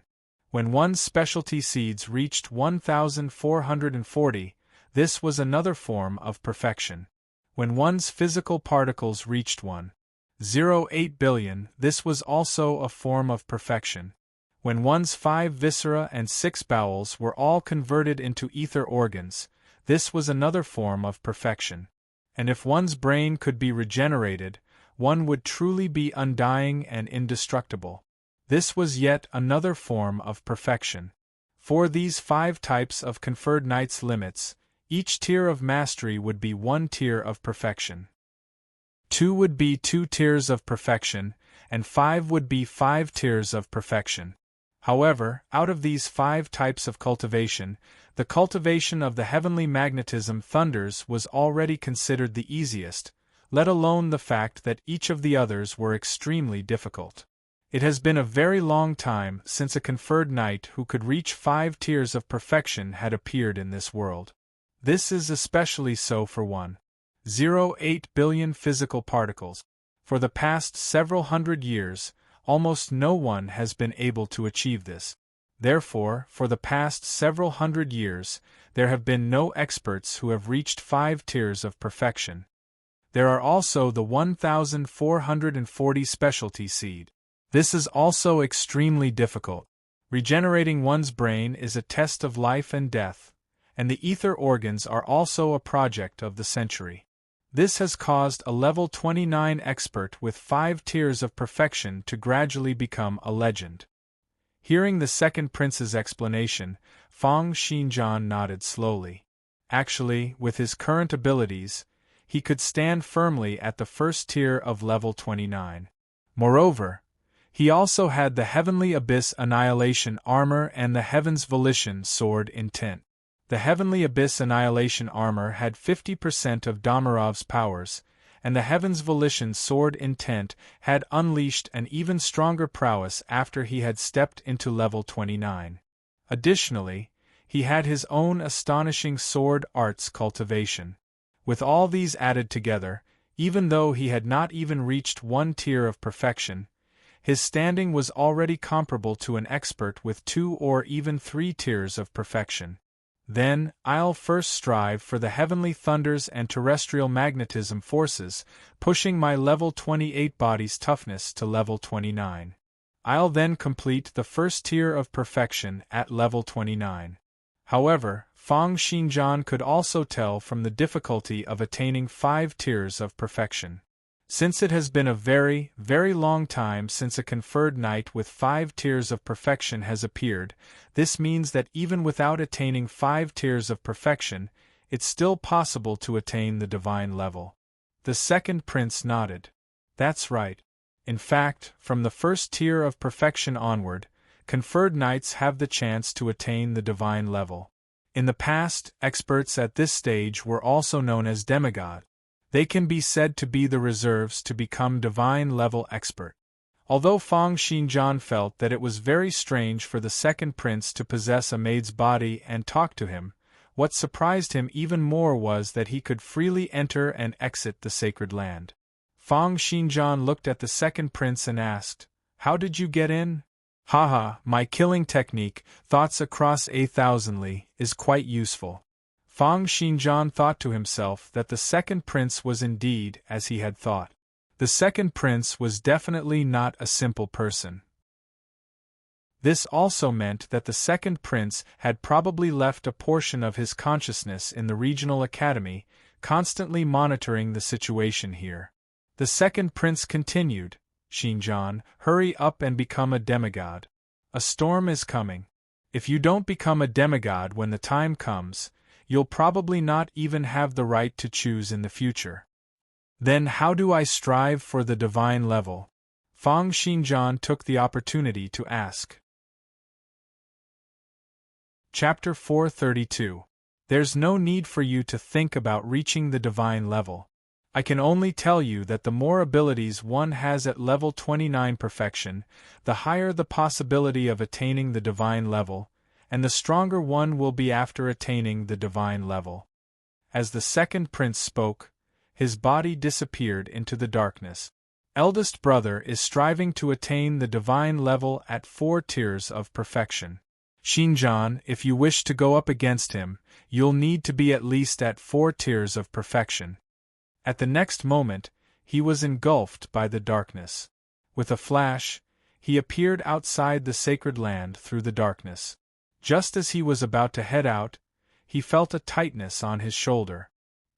He turned and saw that Fang Xinjian had unknowingly appeared behind him and grabbed onto his shoulder.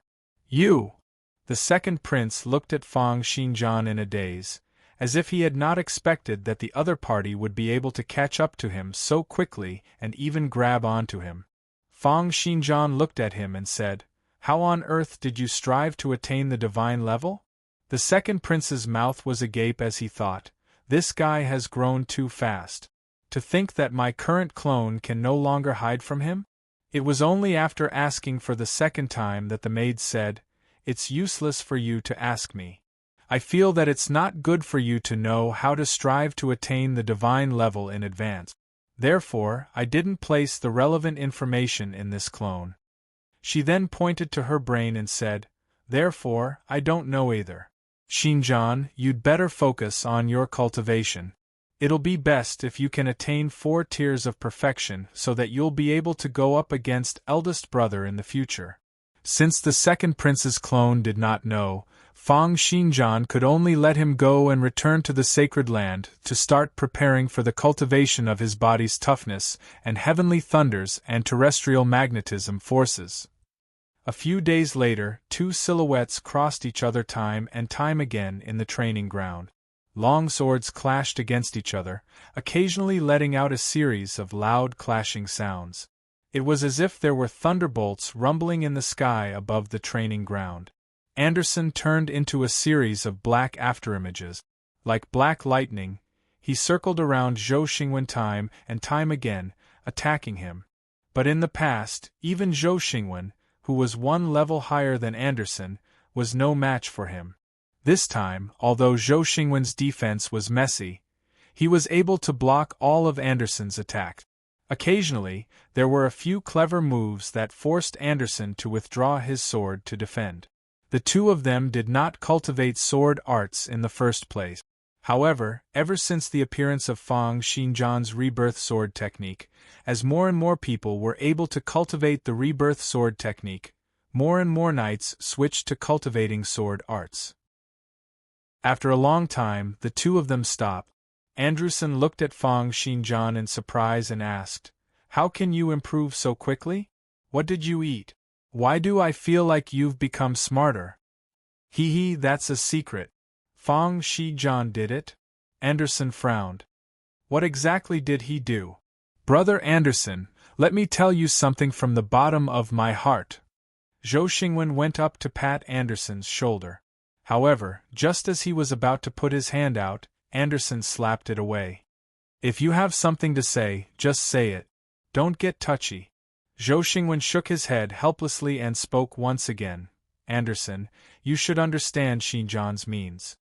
He's in existence who will definitely become a divine-level expert in the future, an expert who has created countless miracles. Even my performance today was due to him raising my aptitude." "Raising your aptitude? How is that possible?"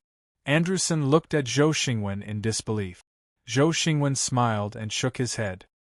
"I didn't believe it either, but Xinjian did it. Anderson, I don't understand why you don't join us completely. As long as you really join us, with your talent, Xinjian will definitely not be stingy in nurturing you. After your original aptitude is raised by Xinjian, to what extent will it reach?" Anderson sank into silence. He had only agreed to run errands for Fang Xinjian for half a year, and now, the time limit for running errands for half a year was almost up. From a psychological point of view, Anderson was not someone who was willing to submit to others. Even if it was the current Fang Xinjian, Anderson would not be willing to be the other party's subordinate. However, as Fang Xinjian performed great deeds one after another, especially after seeing Zhou Xingwen's performance today, Anderson became even more hesitant. Finally, he could not hold it in any longer and asked, "Where is Fang Xinjian now?" "He should be in the Horned Frogs Valley. I heard that there's going to be a storm there, so Xinjian went there." In a valley and plains about 300 kilometers away from the great western city, the sky was covered in gray clouds. It was as if there would be thunder and lightning at any moment. The wind in the valley was getting stronger and stronger. As the strong gales blew, the grass and trees kept on trembling as if they had gone crazy. Just as a storm was about to happen, a series of loud sounds suddenly rang out from an iron mine in the center of the valley, which had originally belonged to the Horned Frogs Valley. Amidst the sounds of the Earth's tectonic plates cracking, an extremely powerful geomagnetic force burst out from deep underground. "Run! Run quickly! It's an earthquake!" The people who had been working in the iron mine tried their best to escape. It was unknown if they were lucky or if it was something else, but everyone managed to escape safely.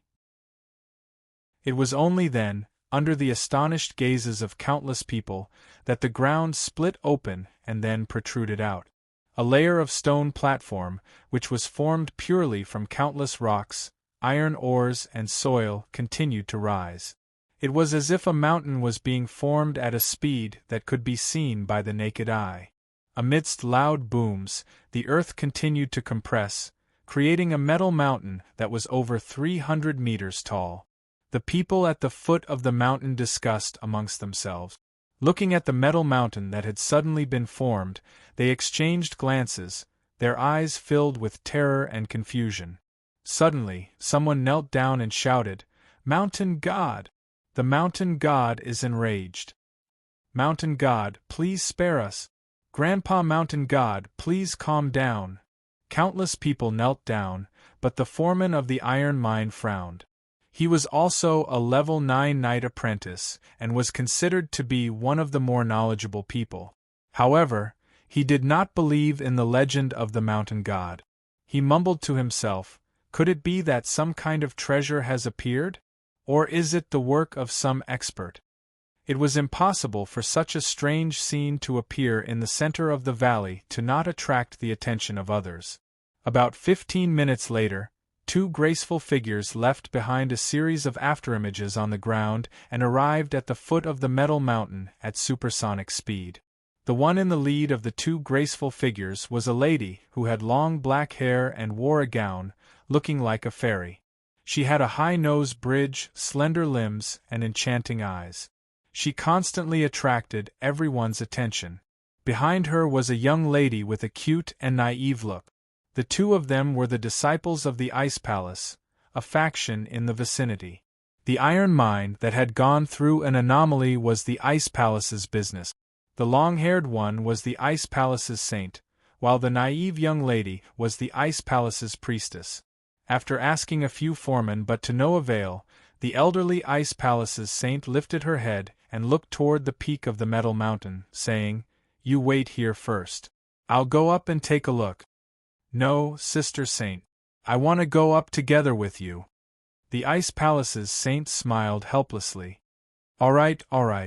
Let's go up together. But you must remember not to touch anything without my instructions." I know. As the 2 of them spoke, their silhouettes flashed, turning into a series of phantom images as they leaped toward the peak of the metal mountain. As 2 knights at the pinnacle of level 19, it did not take them long to arrive at the platform at the peak of the mountain. They saw a young man seated cross-legged there. Chapter 433.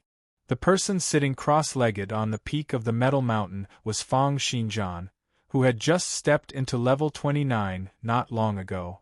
The reason he had come to the Horned Frog's Valley was because he wanted to make use of the thunderbolts in the sky to temper his body and increase the toughness of his physical body. He wanted to raise the toughness of his level 28 divine weapon to level 29, completing the first tier of perfection after he stepped into level 29. Even the metal mountain under his feet was something he had created with the ingenuity of the mountain shifting sword by controlling the geomagnetic forces. Although the mountain shifting sword had long since been synthesized into the prodigious demolition sword physique, its essence was still present. It allowed Fang Xinjian to use his sword force to guide the terrain. Right now, it was as if he had created a super lightning rod. He sat cross-legged on the top of the lightning rod and stared at the sky, waiting for the thunderstorm to descend.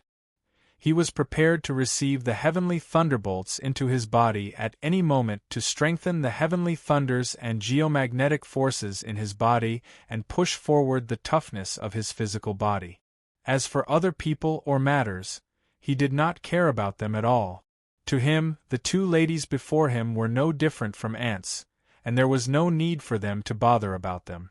However, the Ice Palace's saint and priestess clearly did not think this way. They arrived at the platform at the top of the mountain, looked at the platform that seemed to have been created, and felt astonished. They then looked at Fang Xinjian, who was sitting cross-legged and looking up at the sky, feeling even more bewildered. The slightly older Ice Palace's saint looked at Fang Xinjian with a judgmental gaze and thought, "This platform seems to have been created by someone. It's true. If it's an expert amongst second transition experts, they should be able to achieve this. Was it done by this young lad? But he's a little too young, and his looks are ordinary. It doesn't seem like it was done by him." The Ice Palace's priestess did not think so much. She did not notice anything suspicious about this young man and asked loudly, "Hey, how long have you been here? Did you see anything? Do you know what's going on?" Fang Xinjian did not react as expected. He merely stared at the sky in a daze, as if he had not heard what the Ice Palace's priestess had said. The Ice Palace's saint quickly pulled back the pretty-looking priestess and said to Feng Xinjian, "I'm sorry, she was a little too outspoken. However, the iron mines here belong to our Ice Palace. I wonder what the metal mountain under our feet has to do with you?" She made up her mind. No matter what, the man in front of her was strange. She had to be polite first. However, Feng Xinjian continued to ignore him. The young Ice Palace's priestess pouted and said angrily, "What on earth is wrong with you? We're asking you questions out of goodwill. Why aren't you answering us properly?" Seeing that Feng Xinjian was still ignoring her, the elderly Ice Palace's saint became increasingly cautious. With her experience in the pugilistic world, she knew that such a person was either a lunatic or an expert. Therefore, seeing that the Ice Palace's priestess was about to go up and speak to Feng Xinjian, the Ice Palace's saint pulled her back and stopped her. Just then, another series of laughter rang out. A purple-haired man leaped onto the platform at the top of the mountain, casually throwing a glance at Feng Xinjian, and then stopping his gaze on the Ice Palace's saint. "Ha ha, ladies of the Ice Palace, what kind of anomaly has happened here? Has a treasure appeared?" The Ice Palace's saint said coldly, "Deus, this isn't the Circle of the Crimson Moon's territory. Since there's an anomaly in the Horned Frog's Valley, our Circle of the Crimson Moon can't just sit by and do nothing. If there's a treasure or an ancient relic that has appeared, we'll have to study it together with the factions in the vicinity." The Ice Palace's saint looked at the purple-haired man, feeling a little helpless. The Circle of the Crimson Moon had always been the Ice Palace's archenemy. The two factions had been fighting incessantly for several decades. It was impossible for them not to interfere in this anomaly. This was especially the case for this guy called Deus. He was a genius disciple of the Circle of the Crimson Moon in this generation, someone who had hopes of attaining the second transition. He was not someone the Ice Palace's saint and priestess could deal with. Just as the Ice Palace's saint was feeling a little helpless, the sounds of air being pierced rang out incessantly. The Ice Palace's saint turned her head and saw 5 or 6 silhouettes leaping and dashing up the metal mountain, reaching the platform at the top of the mountain one after another. The Circle of the Crimson Moon, Shadow Hall, True Water Steel Shattering Sect, Sacred Martial Association. The factions in the vicinity arrived one after another, and everyone started talking amongst themselves. This was especially so for the factions who had some grudges against each other. The atmosphere was extremely heated, as if they were going to fight in the blink of an eye. In such a situation, the Ice Palace's saint and priestess no longer had the right to speak. Even the genius disciple of the Circle of the Crimson Moon, Deus, was slowly backing off, prepared to face a chaotic battle at any moment. As for Feng Xinjian, who was sitting cross-legged on the platform and looking at the sky, he had already been treated as an ordinary disciple of another faction. No one paid him any heed. Just as the great chaos was about to break out, a gush of cold air descended from the sky, encompassing the entire platform in the blink of an eye. A cold voice then rang out, encompassing the entire place. "To think that everyone is creating trouble in our Ice Palace's territory. Aren't you looking down on our Ice Palace a little too much?" As the voice spoke, an extremely elegant figure descended from the sky, landing next to the Ice Palace's saint and priestess, bringing along waves of cold air. The two ladies said happily, "Master, you're finally here." That elegant voice belonged to a middle-aged lady with a cold expression, who looked like the Ice Palace's saint. Although the lady was middle-aged, her figure and face were well maintained. Her face was snow-white, with not a single wrinkle to be found. Only the vicissitudes in her eyes, as well as her identity and attire, indicated her age. She was the current leader of the Ice Palace, the Great Priestess, and a level 22 second transition expert. Seeing the sudden appearance of this second transition expert, everyone present was slightly taken aback. There was nothing they could do about it. There were only 5,000 conferred knights in the entire empire, and second transition experts were extremely rare existences in the entire empire. Any one of them would be able to dominate an area. It was just like back in Cursed. The Prefectural Academy's headmaster, a level 26 conferred knight, had been able to suppress the entire Cursed. The great priestess threw a glance, and wherever her gaze passed by, all the wild knights lowered their heads, not daring to meet her gaze. Humph, a bunch of good-for-nothings dare to create trouble in our ice palace? Just then, the circle of the Crimson Moon's dais could not help but say, the anomaly here involves the entire Horned Frog's Valley. Yet, the Ice Palace wants to take it all for itself? Isn't that too domineering? The great priestess frowned and looked at Dais with a pair of eyes filled with fury.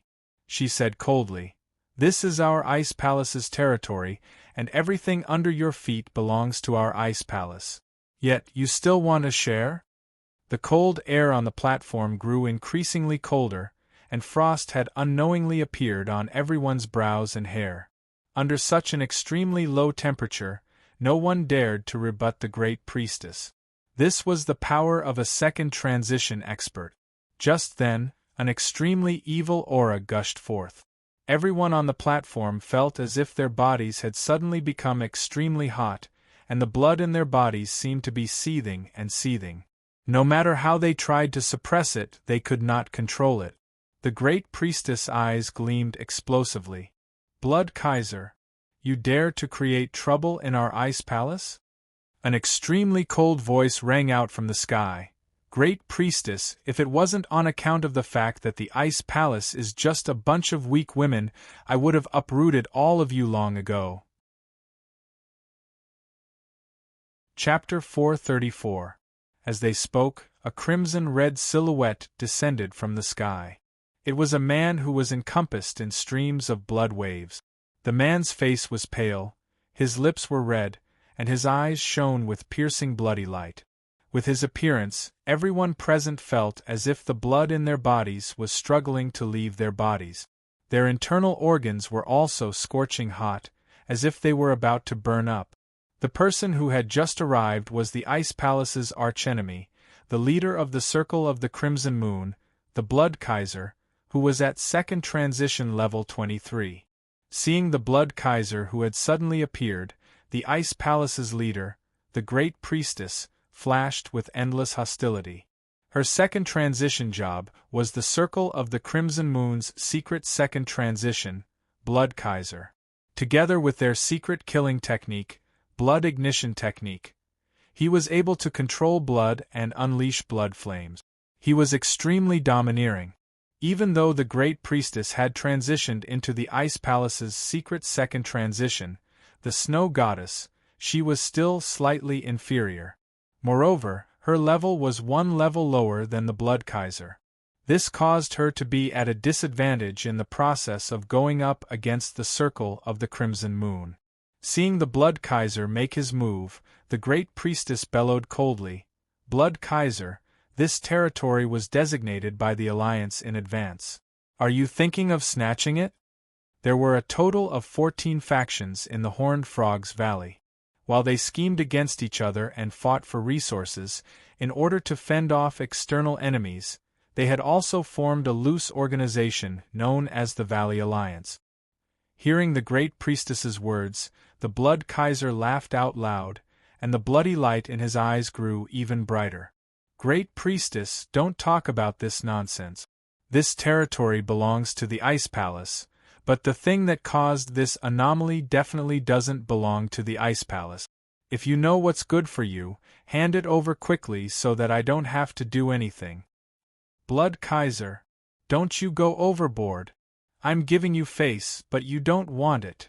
With a cold snort, the Blood Kaiser's eyes flashed with a red glow, and his entire body exuded an endless amount of bloody light. Agonizing cries rang out on the platform, and countless people fell to the ground, streams of scorching hot blood spurting out from their pores. They had only suffered from the repercussions of the attacks. The countenance of the Great Priestess, who was the main target of the attacks, changed. Her face flushed red, and her snow-white skin turned into a rose-red color. She immediately circulated her power and used the cold air to suppress her blood, preventing it from going berserk. However, just as the Blood Kaiser was suppressing the rampaging blood in her body, the Blood Kaiser had already appeared before her. The Blood Kaiser punched out, bringing along a great force. His entire fist turned red and huge under the impact of the endless blood. It even exuded scorching heat, smashing out toward the Blood Kaiser like a huge cauldron. With a loud bang, the high priest took 3 steps back. Every step he took caused the stone platform beneath his feet to shake violently, sending up a cloud of dust. At the same time, the redness on his face deepened, and his hands were also completely red. He had been completely scalded. The Blood Kaiser did not show any mercy. His fists were like 2 huge crimson cauldrons, smashing out toward the Blood Kaiser one punch after another. The blood in his body was like an engine that kept on charging to and fro, strengthening his powers.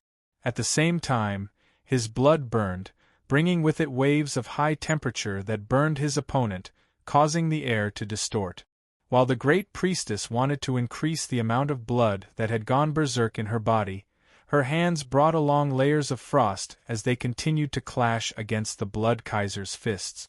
However, as a level 23-second transition expert, the Blood Kaiser could cultivate the heavenly thunders and terrestrial magnetism forces to strengthen his body's toughness.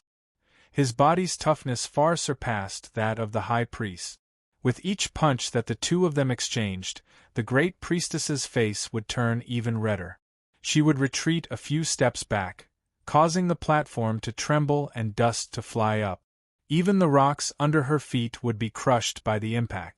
The battle between the two of them was like 2 human-shaped tanks clashing against each other. After over 10 punches, the great priestess's face was so red that it seemed as if blood was going to drip out. Her hands kept on emitting hints of white steam, which were the cold air being evaporated. If this were to go on, she would be beaten to death by the Blood Kaiser within 3 punches. In an ordinary battle between second transition experts, the difference between 1 level higher and 1 level lower would be this great. The Ice Palace's disciples, the saint and the priestess, were extremely nervous. The older and beautiful saint bit down on her lips, unable to bear to see her master fend off the Blood Kaiser's attacks bitterly.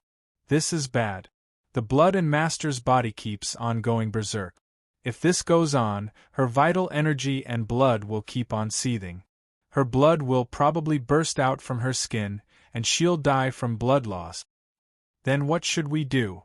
Hearing that, the Ice Palace's priestess opened her eyes wide like a pitiful puppy. Shall we go up and help master? The Ice Palace's saint shook her head and did not say a word. A battle between second transition experts was not something they could interfere in. If they went up, they would only be adding more openings for their master. The people in the surroundings were fending off the repercussions of the attacks from the cold air and the berserk blood. They watched the battle between the two of them, feeling extremely astonished. To think that the Blood Kaiser's cultivation has improved so quickly. The toughness of his physical body far surpasses that of the Ice Palace's great priestess. All right. He's even using the blood ignition art. The last time I saw him, the two of them were evenly matched. To think that this time around, the Blood Kaiser has the upper hand. At this dangerous moment, the Ice Palace's great priestess finally let out an explosive bellow. She put her palms together, and an overwhelming cold air burst out from her body. It was as if the air was going to be frozen by this extremely low temperature. The cold air encompassed toward the Blood Kaiser, instantly turning his body into an ice sculpture. However, before the Ice Palace's great priestess could relax, the Blood Kaiser's body trembled, and the layers of ice shattered. He started moving once again, laughing savagely and wanting to continue attacking. The Ice Palace's great priestess finally gave up and said through information currents, "Stop it. I've lost today. The circle of the crimson moon will handle the abnormality here." After all, The Ice Palace's great priestess was still unaware of what had happened at the iron mine.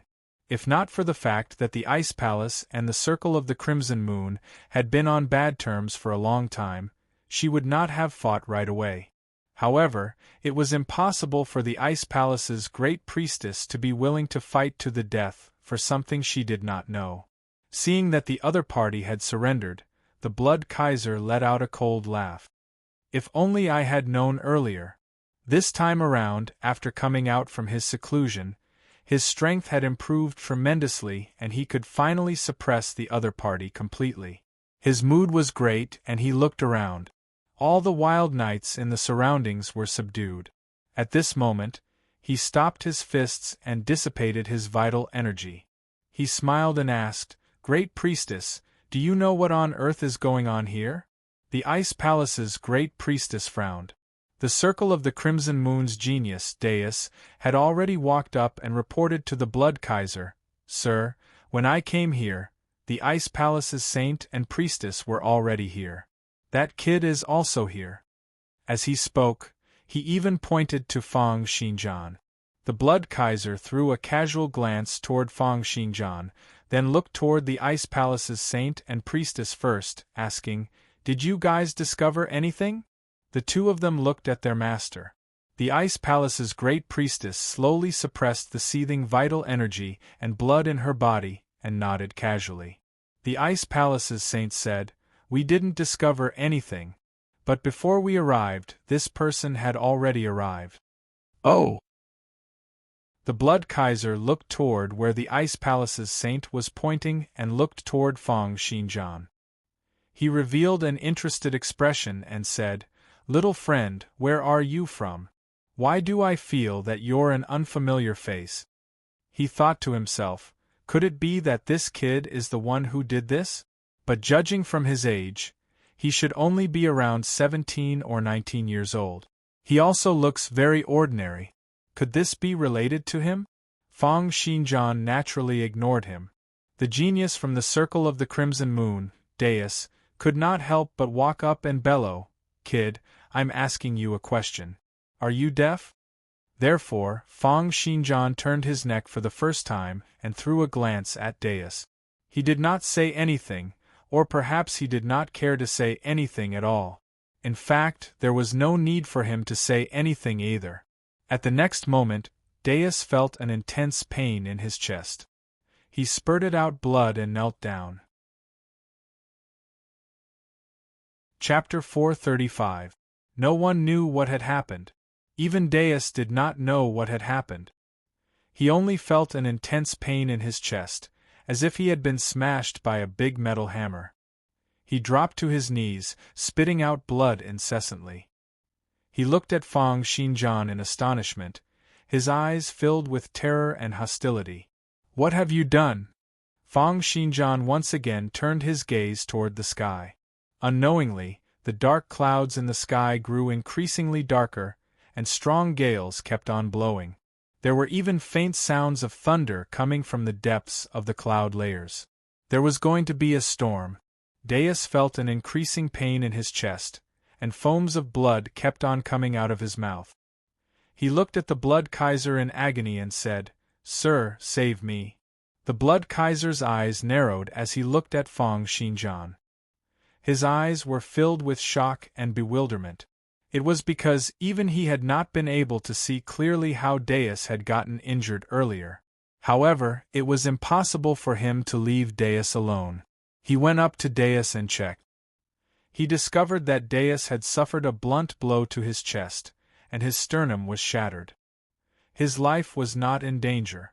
Therefore, he controlled Deus's blood to treat his injuries.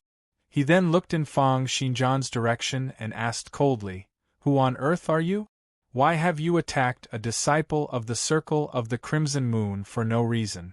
Are you trying to make an enemy out of the Circle of the Crimson Moon?" Fang Xinjian continued to respond in silence. Faced with the Blood Kaiser's questions, Fang Xinjian completely ignored them. Everyone in the surroundings was waiting to watch a good show.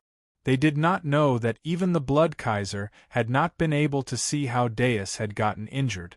They only knew that this young man before them looked to be in his teens at most. To think that he would dare to provoke the circle of the Crimson Moon and the Blood Kaiser. He was dead meat. The Ice Palace's priestess also pouted, as if recalling how Fang Xinjian had ignored them in the beginning. She said, "This guy is really arrogant. To think that he dares to ignore even the Blood Kaiser. He's kicked a metal plate this time." The Ice Palace's saint also shook her head inwardly. No matter what Fang Xinjian's backing was, he would definitely suffer a loss for treating a second transition expert so rudely. Even if he could get it back in the future, it wouldn't be worth it. This was especially when she thought of how her master had admitted defeat earlier on. She shook her head even more inwardly. This person's temper is really too bad. Against a strong person like the Blood Kaiser, it's better to admit defeat first to overcome the current situation. Isn't he just making things difficult for himself by putting up a tough fight? However, the Blood Kaiser did not act as everyone had expected him to. He did not attack immediately at the slightest disagreement. He was a veteran who had climbed up step by step from the bottom. The more fearless his opponent was, the more fearful he was, and he was unwilling to act rashly. However, if they continued to be in a deadlock, it would obviously be a blow to his prestige. Just then, another sonic boom rang out as beams of light descended from the sky. It was as though a second sun had been born in the sky. A group of people leaped onto the platform. The man in the lead had a head of fiery red hair that seemed to be burning like flames. His entire body emitted an endless radiance. Every strand of his eyebrows and every inch of his skin was like a perfect statue, displaying a kind of dazzling perfection. He was like the legendary sun god, emitting endless charm and light. With his arrival, countless people on the platform broke out into discussion. Their eyes flashed with fear, respect, nervousness, and envy. The person who had just arrived was the eldest martial brother of the Radiant cult, the #1 faction among the many factions in the Valley Alliance, Shan. Next to him were the elders, leaders, and other people from the other factions. They could be said to be the strongest battle prowess in the entire Horned Frogs region. The Ice Palace's priestess eyes were agape, as if they were filled with little stars. She stared at Shan and said, "Eldest martial brother Shan really has a great disposition. Ever since the Radiant cult's patriarch went into seclusion, eldest martial brother Shan has been leading the entire Valley Alliance and the Radiant cult. He'll probably become the new Radiant cult's patriarch in a few more years." Seeing Shan's arrival, a hint of helplessness flashed in the Blood Kaiser's eyes. As the leader of the Valley Alliance, the Radiant cult occupied over half of the Valley Alliance's territory. They also had the Patriarch, the Elders, and eldest martial brother Shan, a total of 3 second transition experts. Even Shan himself was a second transition level 24 expert, and his abilities were above the Blood Kaiser's. Almost at the moment Shan appeared, the situation on the platform was under his complete control. He frowned as he looked at the injured dais and asked, "What's going on? Why is someone injured?" The Blood Kaiser threw a glance at Fang Xinjian and said calmly, "It was done by that guy. He seems to be the first person to arrive at the top of the mountain." Friend, you're probably not a member of our Valley Alliance, right?" Shan frowned as he looked at Fang Xinjian, and a hint of hostility flashed in his eyes. "Then why did you casually attack a member of our Valley Alliance? Could it be that you want to make an enemy out of our Valley Alliance? What? This guy isn't one of us? I thought that he was a member of the illusory Sound Flag." "Eldest martial brother Shan has a photographic memory," the Ice Palace's priestess said with a pout. The Ice Palace's priestess pouted and said, "If he says no, then it means that this man really isn't a member of our Valley Alliance." In that instant, everyone's attention was focused on Fang Xinjian. Shan waved his hand, and the cultivators in the surroundings immediately surrounded him. There were over 100 first transition experts gathered on the platform, including the Ice Palace's great priestess, the Blood Kaiser, and the Radiant cults shone. No one felt that this 18 or 19-year-old young man would be able to put up any resistance. It was the same for eldest martial brother Sean. Therefore, he looked down from above, frowned, and said, "Friend, you've attacked a member of our Valley Alliance. It won't do if you don't give us an explanation." Fang Xinjian continued to ignore him. Eldest martial brother frowned and said, "Friend, I'll say it one last time. Why did you attack a member of our Valley Alliance? If you can't give us a reason, then don't blame us for resorting to violence." Stubborn. Seeing that Fang Xinjian still did not reply, eldest martial brother frowned, waved his hand, and said, "Capture him and bring him back to the Alliance to be dealt with." In an instant, the knights in the surroundings dashed forward. A total of 12 knights charged forward like 12 huge wolves.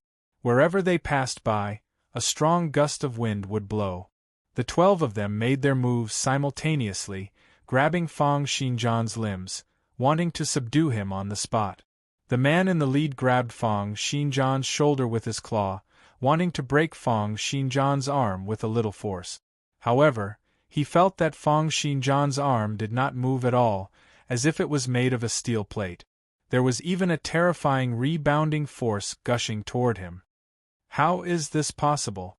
My Ghost King Claw can tear a cheetah apart, but to think that I can't even break his arm? Violent power burst out from his palm, and he felt as if he had been pierced through by countless invisible sharp swords. His body was covered in blood, and he retreated while crying out agonizingly. He was not the only one. It was as if there were a myriad of sword light flashing in the air. The knights who had pounced forward had blood splattering everywhere as they retreated while crying out agonizingly. Fang Xinjian finally spoke for the first time. "Those who don't wish to die, scram."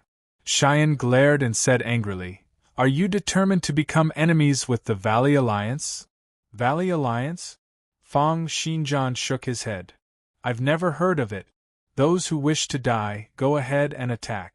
Although Fang Xinjian was speaking the truth, his words had infuriated the crowd. In that instant, the entire platform was in an uproar. "Kill him! This guy must have been sent by someone from the outside to provoke us. Let him know how powerful our Valley Alliance is. Let's see if he can still be so arrogant after we chop off his limbs." Chapter 436. Hearing that it was Fang Xinjian, eldest martial brother Sean was so infuriated that he started laughing. However, he still maintained his composure and said, "Who on earth are you? Why are you forming a feud with our Valley Alliance for no reason? Are you really not afraid that our Valley Alliance has 3,000 brothers and 5 grandmasters?" This was his final test. If Fang Xinjian was still unable to bring out any backing or means, he would make his move. However, how could Fang Xinjian understand what he was trying to do? He lifted his head and looked into the sky once again. The thunderous sounds in the sky were getting increasingly louder, and the water vapor was getting increasingly dense. It was as if heavy rain would fall at any moment. Fang Xinjian said nonchalantly, "It's going to rain." At the next moment, accompanied by a thunderous roar, it was as if the entire world had lost its color in that instant. Heavy rain poured down from the sky. It was not just a drizzle. Instead, it was as if an entire lake's water had poured down. The entire Horned Frog's Valley seemed to have turned into a world of water. Rumble, rumble! Earth-shaking thunderous sounds rang out incessantly from the depths of the cloud layers. Silver snakes slithered around in the sky, and it was as if the sky had turned into a sea of thunderbolts. Under everyone's astonished gazes, Fang Xinjian's body slowly floated up and hovered above the platform. His arms were hugged upward, as if he was hugging the entire sky. Simultaneously, countless electric sparks appeared on his body, as if wanting to attract the attention of the thunderbolts in the sky. What is he trying to do? Is he crazy? Just as this thought flashed through the minds of countless people, the metal mountain, which was over 300 meters tall, stood in the middle of the valley like a lightning rod, crazily attracting the attention of the thunderbolts in the sky. At the next moment, a terrifying thunderbolt charged down. White lightning pierced through the air in that instant, and electric currents that could melt steel swept out.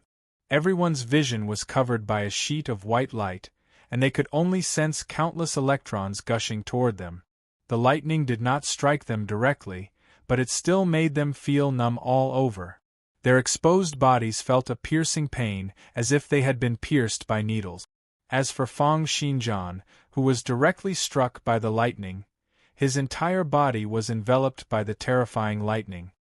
His entire body was flickering with white-hot electricity, and a temperature of over 10,000 degrees Celsius spread throughout his body, but it was unable to harm his body at all. At the same time, every physical particle in his body was frantically absorbing the thunderbolts that descended from the sky.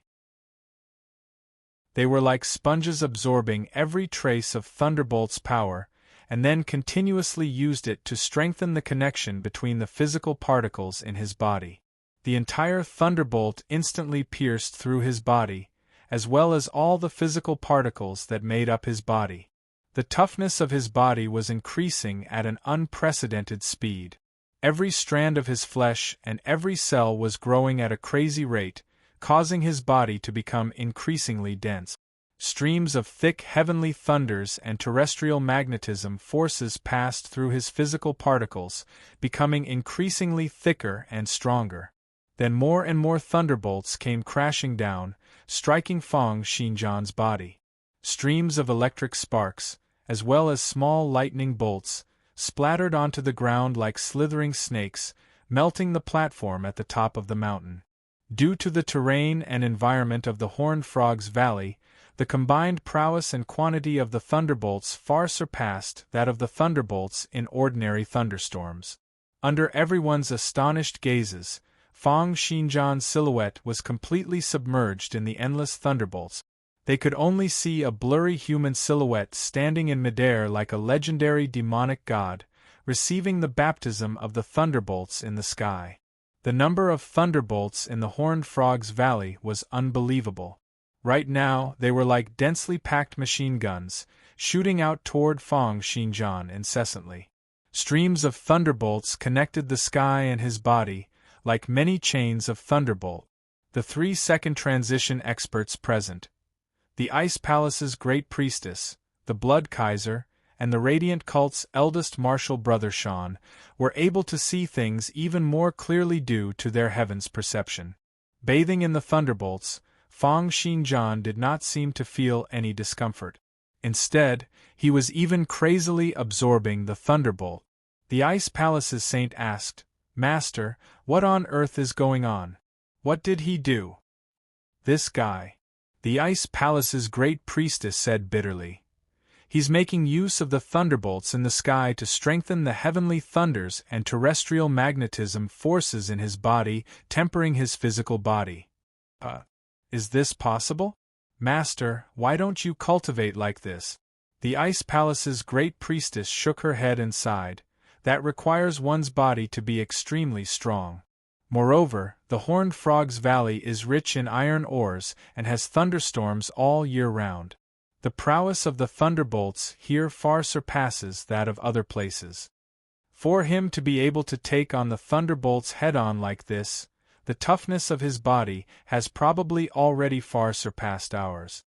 Furthermore, he's still able to use the thunderbolts to push his body's toughness for such a long period of time, resisting the high temperatures. Such a body is really unbelievably strong. Probably only the toughness of a level 26 or 27 superior divine weapon would be able to do this. At the next moment, Fang Xinjian let out an enraged bellow, and a myriad of thunderbolts came crashing down. Electric currents that were comparable to the annual electricity consumption of an entire city struck his body in that instant. His eyes were covered by a layer of white, and each strand of his hair stood up, releasing puffs of white smoke under the high temperatures. Even his mouth, nose, and ears were emitting endless thunderbolts. Streams of thunderbolts' repercussions turned into lightning dragons, smashing out randomly in all directions around Fang Xinjian. The people on the platform retreated crazily. The Blood Kaiser, the Ice Palace's great priestess, and eldest martial brother Shan were unwilling to be forced to retreat just like that. They let out loud bellows in unison, each of them performing their means to fend off the surging repercussions of the thunderbolts.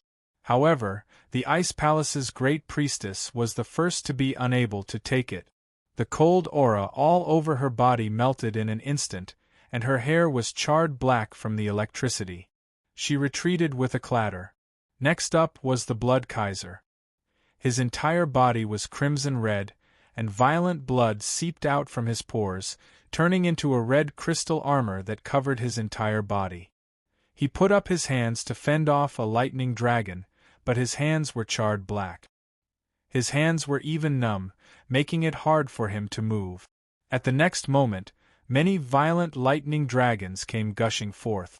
The Blood Kaiser barely managed to fend off a few of them, but he was finally struck in the chest. His crystal armor shattered, and he was sent flying while spurting out blood.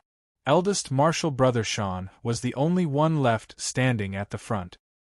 His entire body was encompassed by layers of light armor. It was the Radiant Cult's ultimate killing technique, the Radiant Emperor's armor. However, right now, under the continuous attacks of the thunderbolts, the Radiant Emperor's armor was on the verge of collapse. It was as if it would shatter at any moment. At the next moment, eldest martial brother Shan let out a stifled snort. The light armor on his body shattered, and he was sent flying, charred black. Simultaneously, the thunderbolts on Fang Xinjian's body seemed to have reached an extreme. All the thunderbolts throughout his body were instantly absorbed into his body. Simultaneously, he let out an enraged bellow and punched out toward the sky. In that instant, the clouds in the sky split apart, and a myriad of thunderbolts surged back. Layers of terrifying power seethed, bringing forth streams of sword chi tornadoes in the sky, tearing apart the dark clouds within a range of several kilometers. The tempest stopped. Fang Xinjian turned his head. His eyes, ears, mouth, and nose were still filled with thunderbolt. What did you guys just say? Ta ta ta ta. Everyone subconsciously retreated, their eyes filled with terror. No one dared to meet Fang Xinjian's gaze. Chapter 437. Eldest martial brother Shan stood up, swaying. His entire body was charred black from the heat from the thunderbolts, and there were serious burns all over his body. However, his vitality was strong after all. Despite his serious injuries, he did not die. He looked at Fang Xinjian and said with a grim countenance, "So you're also a second transition expert and can even attract thunderbolts into your body for cultivation. This metal mountain under our feet was probably built by you as well."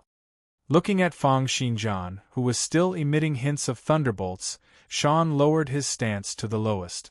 It was because he had clearly sensed how terrifying the thunderbolts that had descended from the sky earlier were. He also understood how terrifying Fang Xinjian, who was able to engulf thunderbolts crazily for cultivation, was. Moreover, the scene of Fang Xinjian shattering the cloud layers with his last punch had completely shattered his confidence. Looking at how Fang Xinjian was ignoring him, Shan frowned. Although he was extremely unwilling, a hint of terror still flashed in his eyes when he thought of Fang Xinjian's earlier punch. He slowly lowered his arrogant head and said, "It's our fault for disturbing your cultivation. I apologize to you on behalf of the Valley Alliance." However, Fang Xinjian still did not show any reaction. In fact, it was not that he did not have any reaction, but rather that his attention was not on this. He was sensing the changes in his body. Every single physical particle in his body was connected extremely intricately. Streams of heavenly thunders and terrestrial magnetism forces flowed through his body, as if they had been strengthened to a limitless limit. Fang Xinjian had been training hard incessantly. With the nourishment from the divine level blood essence and the reinforcement from the golden elixir, he was still short of the final level 29 physical toughness. The tempering from the thunderbolts this time around was like the last straw. With a spurt of energy, he was finally able to take the crucial step forward. Right now, his physical toughness had finally reached the toughness of a level 29 superior divine weapon, and he had completed the first tier of perfection at level 29. However, just then, Tyrant, who had turned into a bangle on his arm, also had a different thought. Fang Shijian's improvement is too fast. To think that a person like him can be immune to the direct effects of black magic. Maybe I. As he thought of this, he took the initiative to contact Fang Shijian and said, Fang Shijian, the mental cultivation method you're practicing is to exterminate evil, or to exterminate external demons, right? Fang Shijian contacted Tyrant through information currents and asked, What's the matter? Tyrant was silent for a while before he said, Isn't this kid before us from the Radiant Light sect? While this Radiant Light sect appears sanctimonious on the surface, they are actually human traffickers who abduct and sell women and children. How do you know? Fang Shijian asked. They are one of the external influences of our Terrene Shrine. Most of the people they abduct and sell are given to us. It was a pity that they did not know that their backing was the Terrene Shrine. Religion is really the best trafficking tool. Fang Shijian's eyes narrowed slightly, and a cold gleam flashed in his eyes.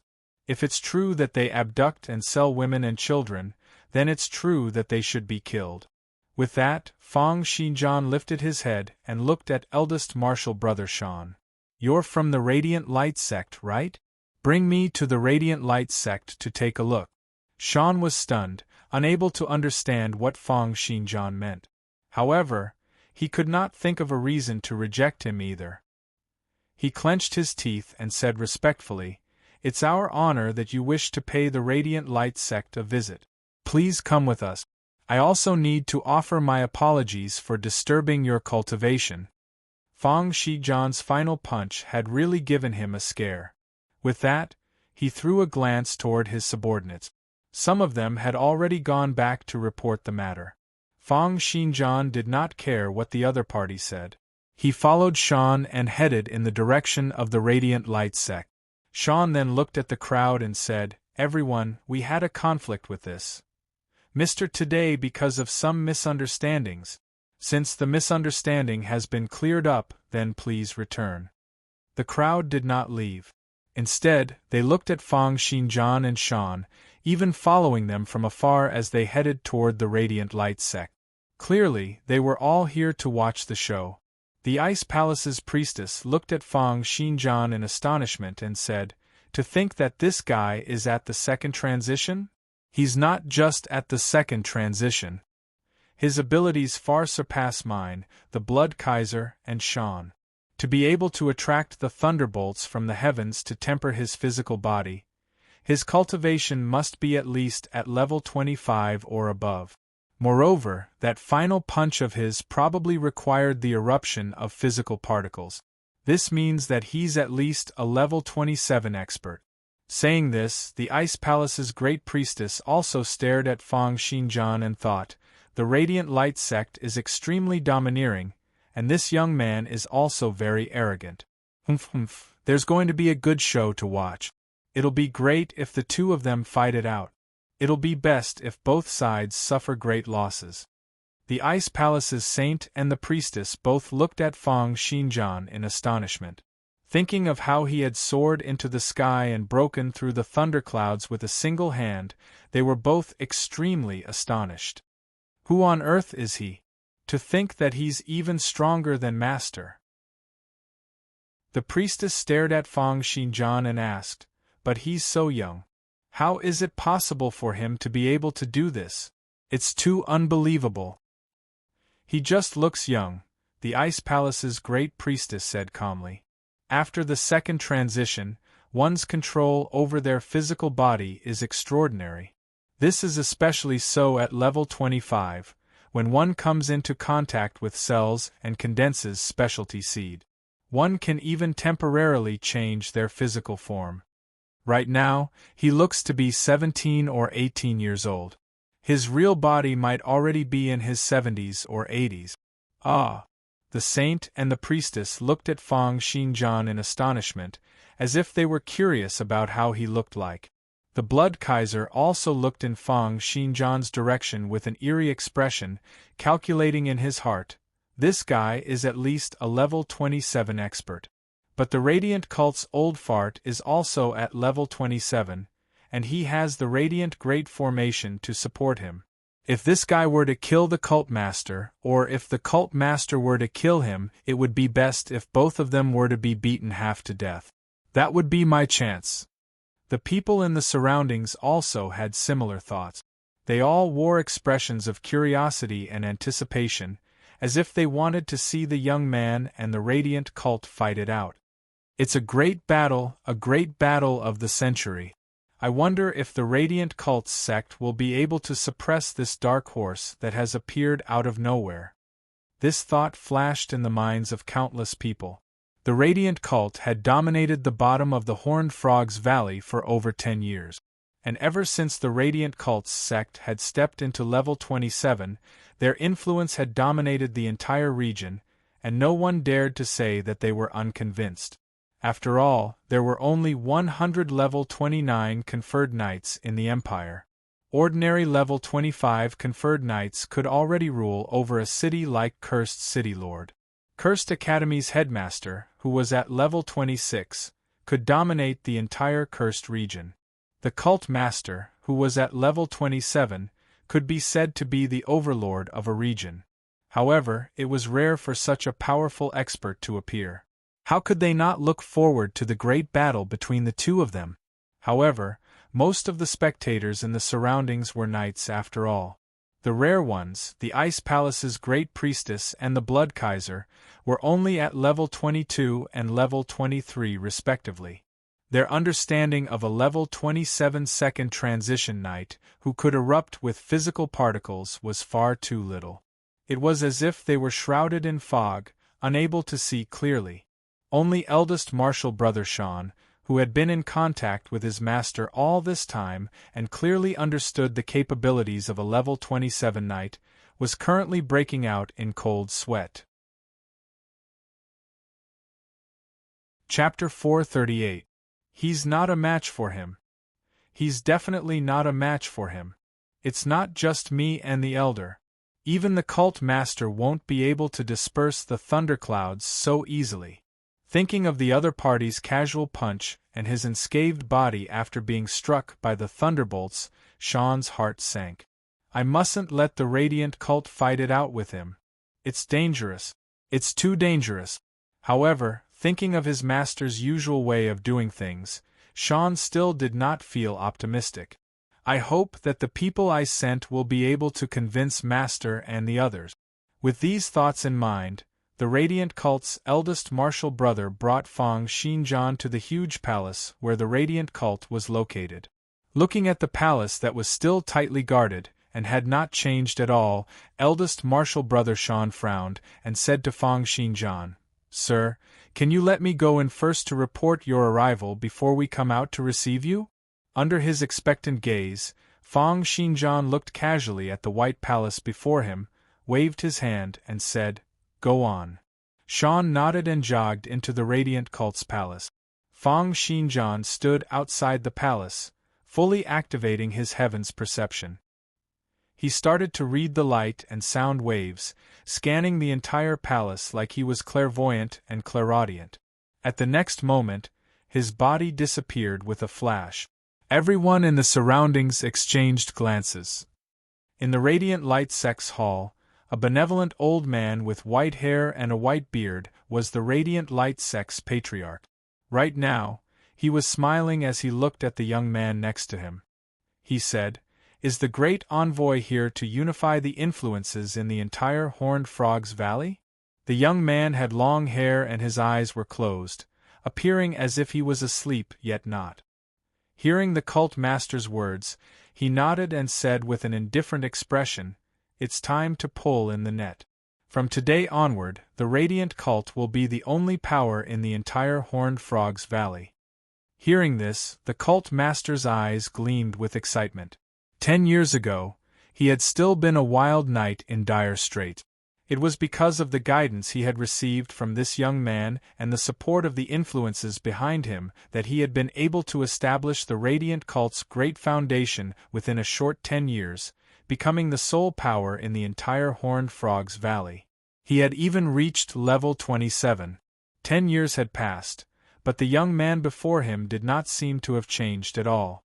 In the eyes of the Pope, the other party was incomparably mysterious and powerful. As long as the other party promised something, there was nothing he couldn't accomplish. Just then, eldest Marshal Brother Sean, who was covered in burns, walked in. When he saw the cult master, he said, "Master, have you received my news?" "Sean, what's going on? Why are you covered in injuries?" The Pope turned around and frowned when he saw Cheyenne's appearance. Sean shook his head and said, "Master, this isn't the time to care about these things. Didn't you see the people I sent? I'm receiving the esteemed envoy." With that, the Pope smiled and said to the envoy, "This is my proud disciple, Sean. Sean, why aren't you coming to receive the High Envoy? If it wasn't for the High Envoy's guidance over the past few years, there wouldn't be the Radiant Cult we have today." Sean was stunned for a moment and looked at the young man next to the cult master. However, he was not concerned about this at all and continued to say anxiously, "Master, an expert who is at least level 27 has come. He used the heavenly thunder to temper his body and even broke through the thunderclouds in the sky with one punch, stopping the entire storm. He's outside now. Let's go out and welcome him." He used the heavenly thunder to temper his body, and even broke through the thunderclouds with one punch? A hint of seriousness flashed on the cult master's face. It's no wonder that the storm suddenly stopped. It was done by him? "That's right," Sean said. "He seems to be a little hostile toward us. However, this person's abilities are too high. It's best that we don't offend him." The cult master nodded. However, he immediately looked at the Great Envoy and asked, "Great Envoy, what do you think?" Sean looked at this scene in great astonishment. Right now, the cult master was like a docile little sheep before that young man. Where was the slightest hint of his usual imposing and domineering attitude? The Great Envoy nodded casually. "Let him in. If he's willing to join, then let him in. If he's not willing, then don't let him out." "Yes." Sean stopped the cult master and said, "Master, that person outside is really very powerful. The heavenly thunder he used to temper his body wasn't ordinary. Instead, he created a metal mountain that was over 300 meters tall to attract the thunderbolts. Even after tempering his body, he appears to be unscathed and doesn't show any signs of fatigue. With such abilities, it's really not wise to make an enemy out of him. Of course, we should recruit him. However, even if he's not willing to join us, we shouldn't attack him either." The cult master was stunned for a moment before he looked at the Great Envoy. The Great Envoy's tone was filled with impatience. "Are you doubting me?" "But—" Sean still wanted to say something but was stopped by the cult master. "All right, Sean, don't say any more." The Great Envoy smiled coldly.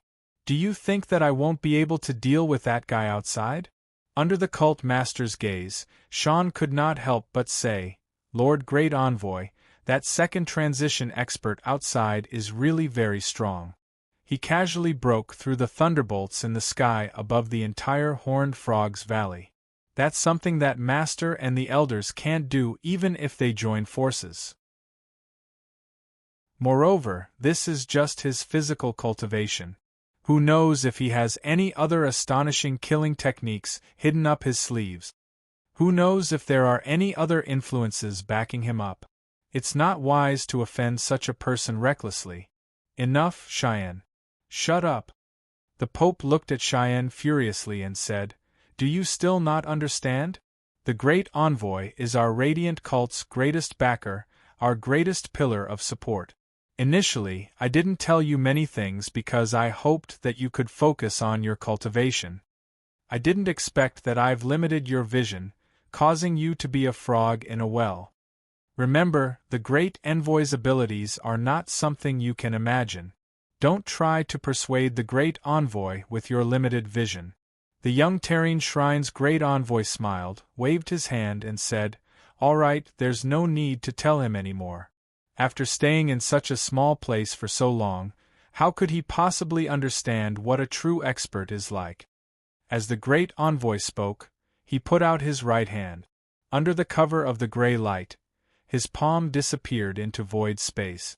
At the next moment, Cheyenne felt his heart clench. Then his eyeballs, blood vessels, and internal organs seemed to have been gently caressed by a pair of hands. Even his brain seemed to have been lightly patted, and he suffered a slight concussion. Sean looked at the great envoy with a terrified expression and asked, "What technique is this?" Looking at Sean's terrified expression, the great envoy smiled in satisfaction. "All of my attacks can penetrate through void space and hit any part of your body. A second transition knight? Humph, what's the difference between me killing a second transition knight and slaughtering a chicken or sheep?" Saying so, he ordered the Pope, "Let him in. I'd like to see how long he can last against me after bragging so much." Sean looked at the great envoy, his heart filled with astonishment. He could not imagine who would be able to fend off such mysterious and unfathomable means, as well as sinister and strange attacks. Is this what Master is relying on? To think that he can ignore all defenses and casually crush other people's hearts and brains. With such abilities and amazing means, it's true that he can sweep through the entire Horned Frogs Valley. No, it's not just the Horned Frogs Valley. There might not even be a single person in the entire Great Western region who can go up against him. Chapter 439. What? He's gone missing? Hearing this news, the cult master frowned, and his expression became even more displeased.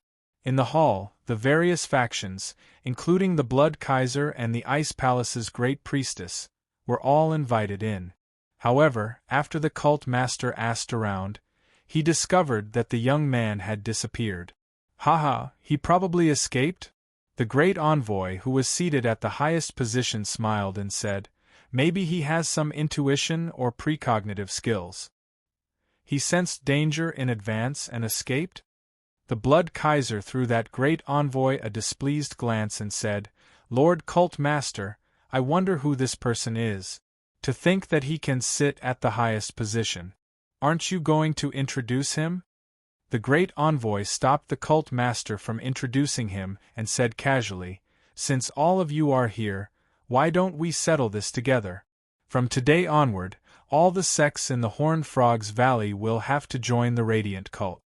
The great envoy's words immediately caused everyone to feel dissatisfied. Several hundred people started to make a ruckus, as if the entire hall had turned into a market. The Blood Kaiser was the first to stand up and say, "What kind of joke is this? You want me to merge the circle of the Crimson Moon into the Radiant cult? As long as I'm alive, it's impossible." Right. It's impossible. Isn't the Radiant cult being too overbearing by doing this? The crowd was agitated. The Blood Kaiser looked at the cult master and said, "Lord Cult Master, is this your intention? You want to merge all of us into the Radiant cult?" The cult master did not say a word, but that great envoy laughed and said, "Those who don't want to join can just die." His palm once again entered void space. The Blood Kaiser's countenance changed drastically, and he retreated explosively. However, he had only retreated halfway when he let out an agonizing cry and dropped to the ground. He spat out blood incessantly as he glared at the great envoy and said, "What have you done? I've just crushed your stomach. Don't worry, you won't die anytime soon." After easily defeating the Blood Kaiser with a single strike, the entire hall instantly fell silent. Everyone was as quiet as cicadas in winter, looking at the great envoy on the first seat with fear in their eyes. The Blood Kaiser was a veteran second transition expert in the entire valley.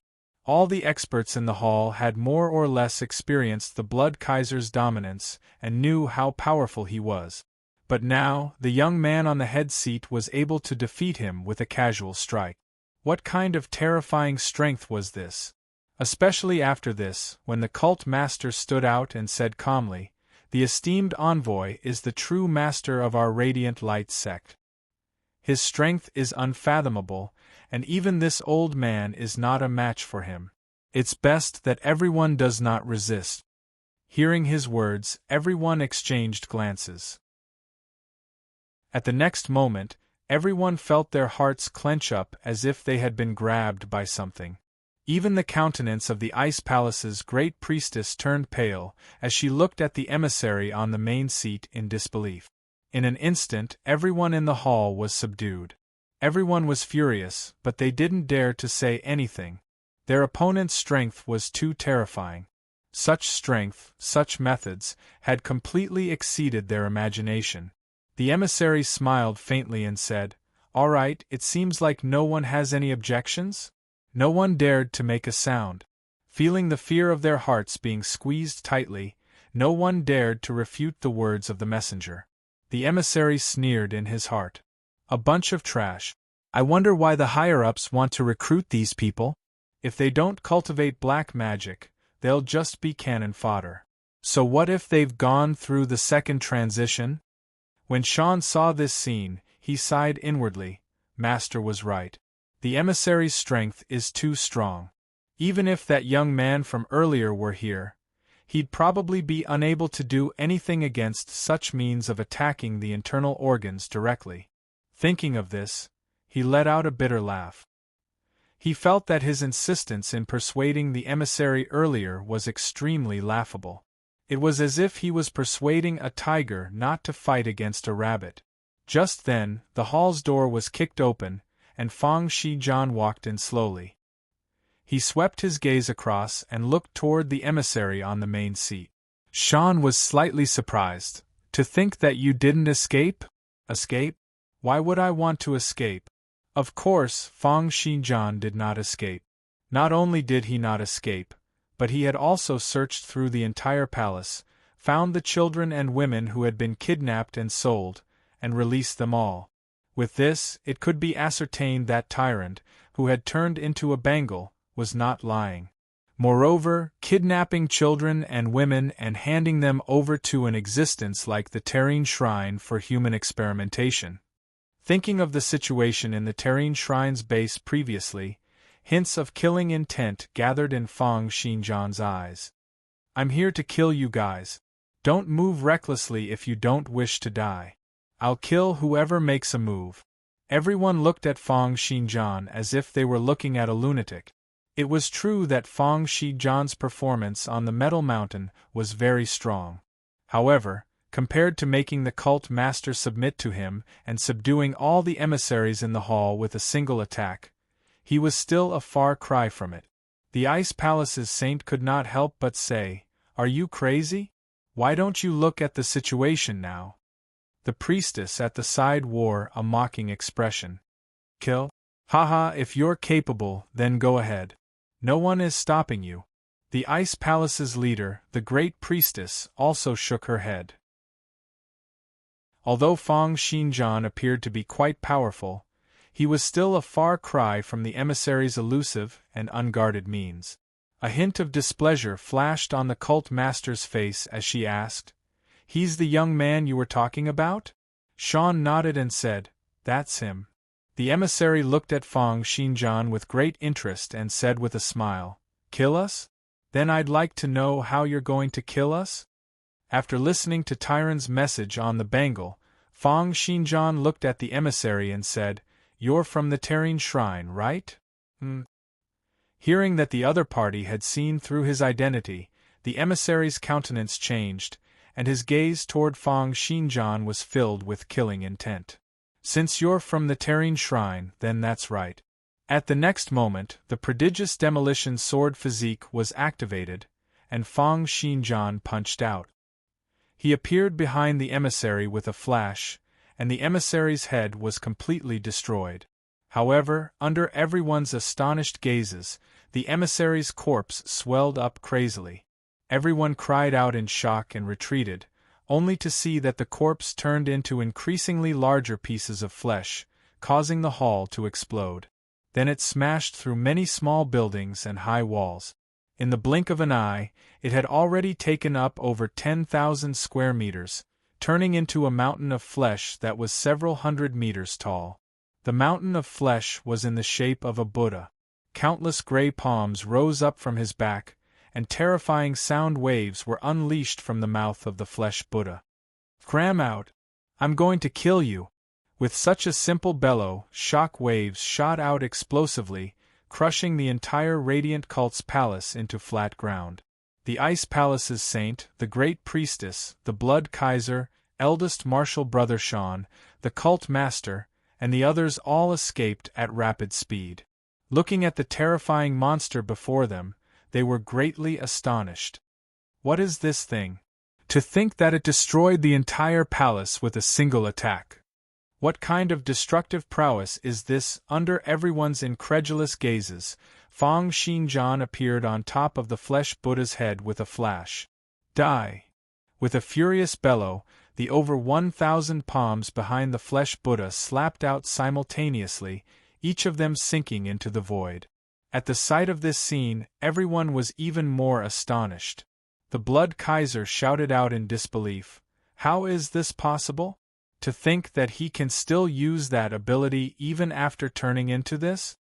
Thinking about how each of the palms was the size of a small car and how over 1,000 of these palms had entered void space, smashing into Fang Xinjian's body with endless power, everyone felt extremely astonished and terrified.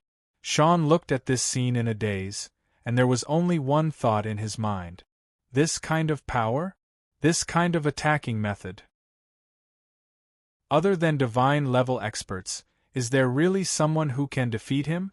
At the next moment, everyone's eyes popped out as if they were going to pop out from their eye socket. There were no explosions, no lacerations, and no blood rain. Other than Fang Xinjian, who was on top of the flesh Buddha's head, swayed a little, he was completely unscathed. "How is this possible?" The flesh Buddha screamed, "What on earth is going on with your body?" Putting aside his bones and muscles, he had not even been able to break through his brain, blood vessels, or internal organs. His body's toughness had reached the level of a level 29 superior divine weapon. It was just that tough. Fang Xinjian let out a savage laugh and raised his fist. Under the flesh Buddha's horrified gaze, his martial will gushed out. "It's my turn now." Chapter 440. Under everyone's astonished, and horrified gazes, Fang Xinjian's fist smashed onto the flesh Buddha's head with a loud thud. It was an attack that looked like a fly punching onto a person's face, but the effect it created was astonishing. In that instant, the flesh Buddha's head seemed as if it had been smashed heavily by a huge metal hammer. With Fang Xinjian's fist as the center, the flesh Buddha's head caved in. In the bangle, Tyron said calmly, "The gray-robed faction's black magic mainly summons the powers of life forms from another world. This one summoned a high-level life form known as the 10,000 Buddha to merge with itself. It's a level 6 black magic, and it mainly has the special trait of allowing one to traverse void space." As he spoke, the 10,000 Buddha's eyeballs flew out from Fang Xinjian's punch. His nostrils became deformed, and his cheeks were torn. Amidst a world-shaking and agonizing cry, Fang Xinjian punched out once again. Boom! With this punch, the power was transformed by the layers of sword bones, and the tremendous violent force turned into endless sword force. It smashed into the 10,000 Buddha's deformed head, turning into a myriad of sword cheese that wreaked havoc. Blood vessels, muscles, bones, nerves. Countless things were torn, and stirred up by the sword cheese, turning into flesh and blood that scattered out in all directions. After 2 consecutive punches, the 10,000 Buddha's head turned into dust. Then Fang Xinjian took another step out, stepping onto the 10,000 Buddha's shoulder. It was as if a tank had smashed through a building.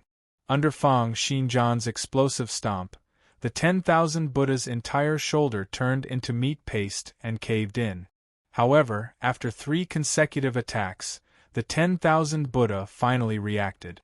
The over 1,000 fists on his back once again struck out wildly, entering void space one after another. Then they sent their powers into Fang Xinjian's body, causing them to explode. Brain, stomach, heart, rib cage, lower body. Several hundred or even several thousand tons of powers continued to crush, explode, and wreak havoc in Fang Xinjian's body. However, they were unable to tear apart even a single blood vessel. The toughness of a level 29 superior divine weapon did not mean that Fang Xinjian's body was very tough. Instead, it meant that while maintaining the physical characteristics of each piece of his flesh, it also endlessly strengthened the toughness of his physical particles. Each physical particle was connected to the other physical particles by streams of thick heavenly thunders and terrestrial magnetism forces, and then closely connected together. Brain, blood vessels, nerves, these things were still soft, yet incredibly sturdy. Berserk power was applied to their bodies, yet it couldn't tear apart the connection between the physical particles at all, nor could it cause true physical destruction. Allowing his opponent's fist force to wreak havoc in his body, Fang Xinjian put his palms together and activated the prodigious demolition sword physique. He seemed to have turned into an indestructible sharp sword that could slash through everything. With a dash, streams of sound waves seethed and shot out in the sky. Fang Xinjian's body dragged out a long air current as he broke through the myriad Buddha's body. Then, swoosh, swoosh, swoosh sounds rang out incessantly, and Fang Xinjian's silhouette turned into streams of black lines, piercing through the myriad Buddha's body time and time again. Fang Xinjian then dismembered the myriad Buddha into countless pieces of minced meat and scattered out. As an expert from the Serene Shrine and a well-known figure amongst the grey-robed mages, the myriad Buddha was naturally like his compatriots, possessing a strong vitality that was comparable to that of a level 29 knight. The myriad Buddha's 1,000 palms exerted force crazily and lashed out, stirring up the surrounding air into a large area of tempest. The flesh and blood that had been dismembered continued to regenerate, but there was nothing he could do against Fang Xinjian, who was still shuttling back and forth. The myriad Buddha was like a big piece of fatty meat waiting to be slaughtered. No matter how he exploded, causing the earth to tremble and strong gales to run amok, he was unable to stop his opponent from dismembering him. The people who were standing far away also looked at this scene in great astonishment. Even the Radiant Cult's cult master, who was the strongest expert present, had his mouth agape and was speechless for a very long time. After all, in the Horned Frog's Valley, a level 27 cult master was already the strongest expert. With just a punch or a kick, he would be able to overturn an entire street. However, this huge monster that had suddenly appeared now, just the strong gales created by the swings of his 1,000 hands could send a small town flying. The power of his fists lashing out at the ground was enough to create small-scale earthquake. Moreover, even though he had turned into such a monster, he was still able to use his ability to traverse through void space and crush the insides of others. If such a monster were to attack the Horned Frog's Valley, even if everyone present joined forces, they would not be able to fend it off. Yet, such a terrifying monster was on the verge of collapsing under Fang Xinjian's attacks, unable to put up any resistance at all. Looking at this scene in great astonishment, the Ice Palace's saint mumbled, "Too powerful. He's really too powerful." The priestess was also so astonished that she could not say a single word. She had suddenly seen a monster that could overturn the ground and break through the clouds with a single punch or kick. Then she saw such a monster being beaten up so badly that it could not retaliate at all. Her mind was completely blank. The Blood Kaiser's countenance turned even paler. He watched as the 10,000 Buddhas kept on retreating, with large amounts of flesh and blood being destroyed and vaporized. He was unable to say a single word for a very long time. He sighed inwardly. This person's abilities are probably something that I won't be able to match up to even if I were to spend my entire life. When there was only a small gap between two people, they would still have the drive to catch up. However, when the gap was as high as Mount Everest, people would only be able to look up and not have the will to compete at all. The Ice Palace's great priestess let out a sigh, and the Radiant Cult's eldest martial brother, Sean, revealed a hint of regret. However, no matter what they thought, they were unable to change Fang Xinjian's actions. A gush of heat waves gushed forth, accompanied by over 1,000 streams of ether sword ripples that swept out with high temperatures, turning the final remnants of the 10,000 Buddhas into ashes. Just as the countless remnants of the 10,000 Buddhas were struggling crazily in the flames, Fang Xinjian's body moved with a flash, and his right hand grabbed out toward the ground. A small gray-skinned lizard was caught in his hand. With his previous experience of dealing with the Bengal tyrant, how could he possibly not be on guard against this move that the Serene Shrine was used to? Grabbing onto the small lizard's tail, Fang Xinjian said, "You people from the Serene Shrine really like to turn into small animals and escape." That small lizard looked at Fang Xinjian in fury and terror, crying out loudly, "Since you know that I'm from the Serene Shrine, then why aren't you letting me go? Aren't you afraid of our Serene Shrine's revenge?" Fang Xinjian said, "No matter how many people from the Serene Shrine come, I'll kill them all." Just then, Tyrant, who had turned into a Bengal, said through information currents, "Leave him to me, Fang Xinjian. He's a fanatical believer. No matter how much you torture him, you won't be able to get any information out of him." Fang Xinjian said calmly, "You better not play any tricks." With that said, he placed the little lizard on the bracelet.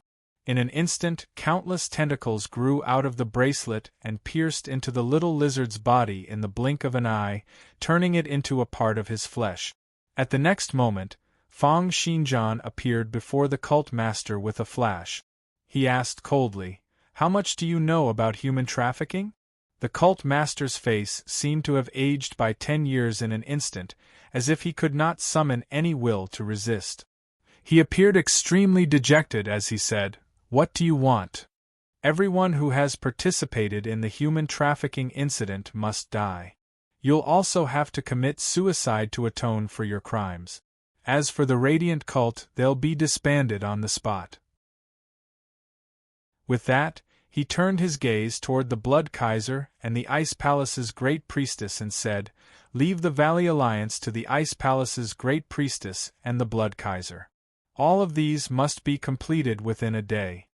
With each word that Fang Xinjian said, the cult master's face would tremble.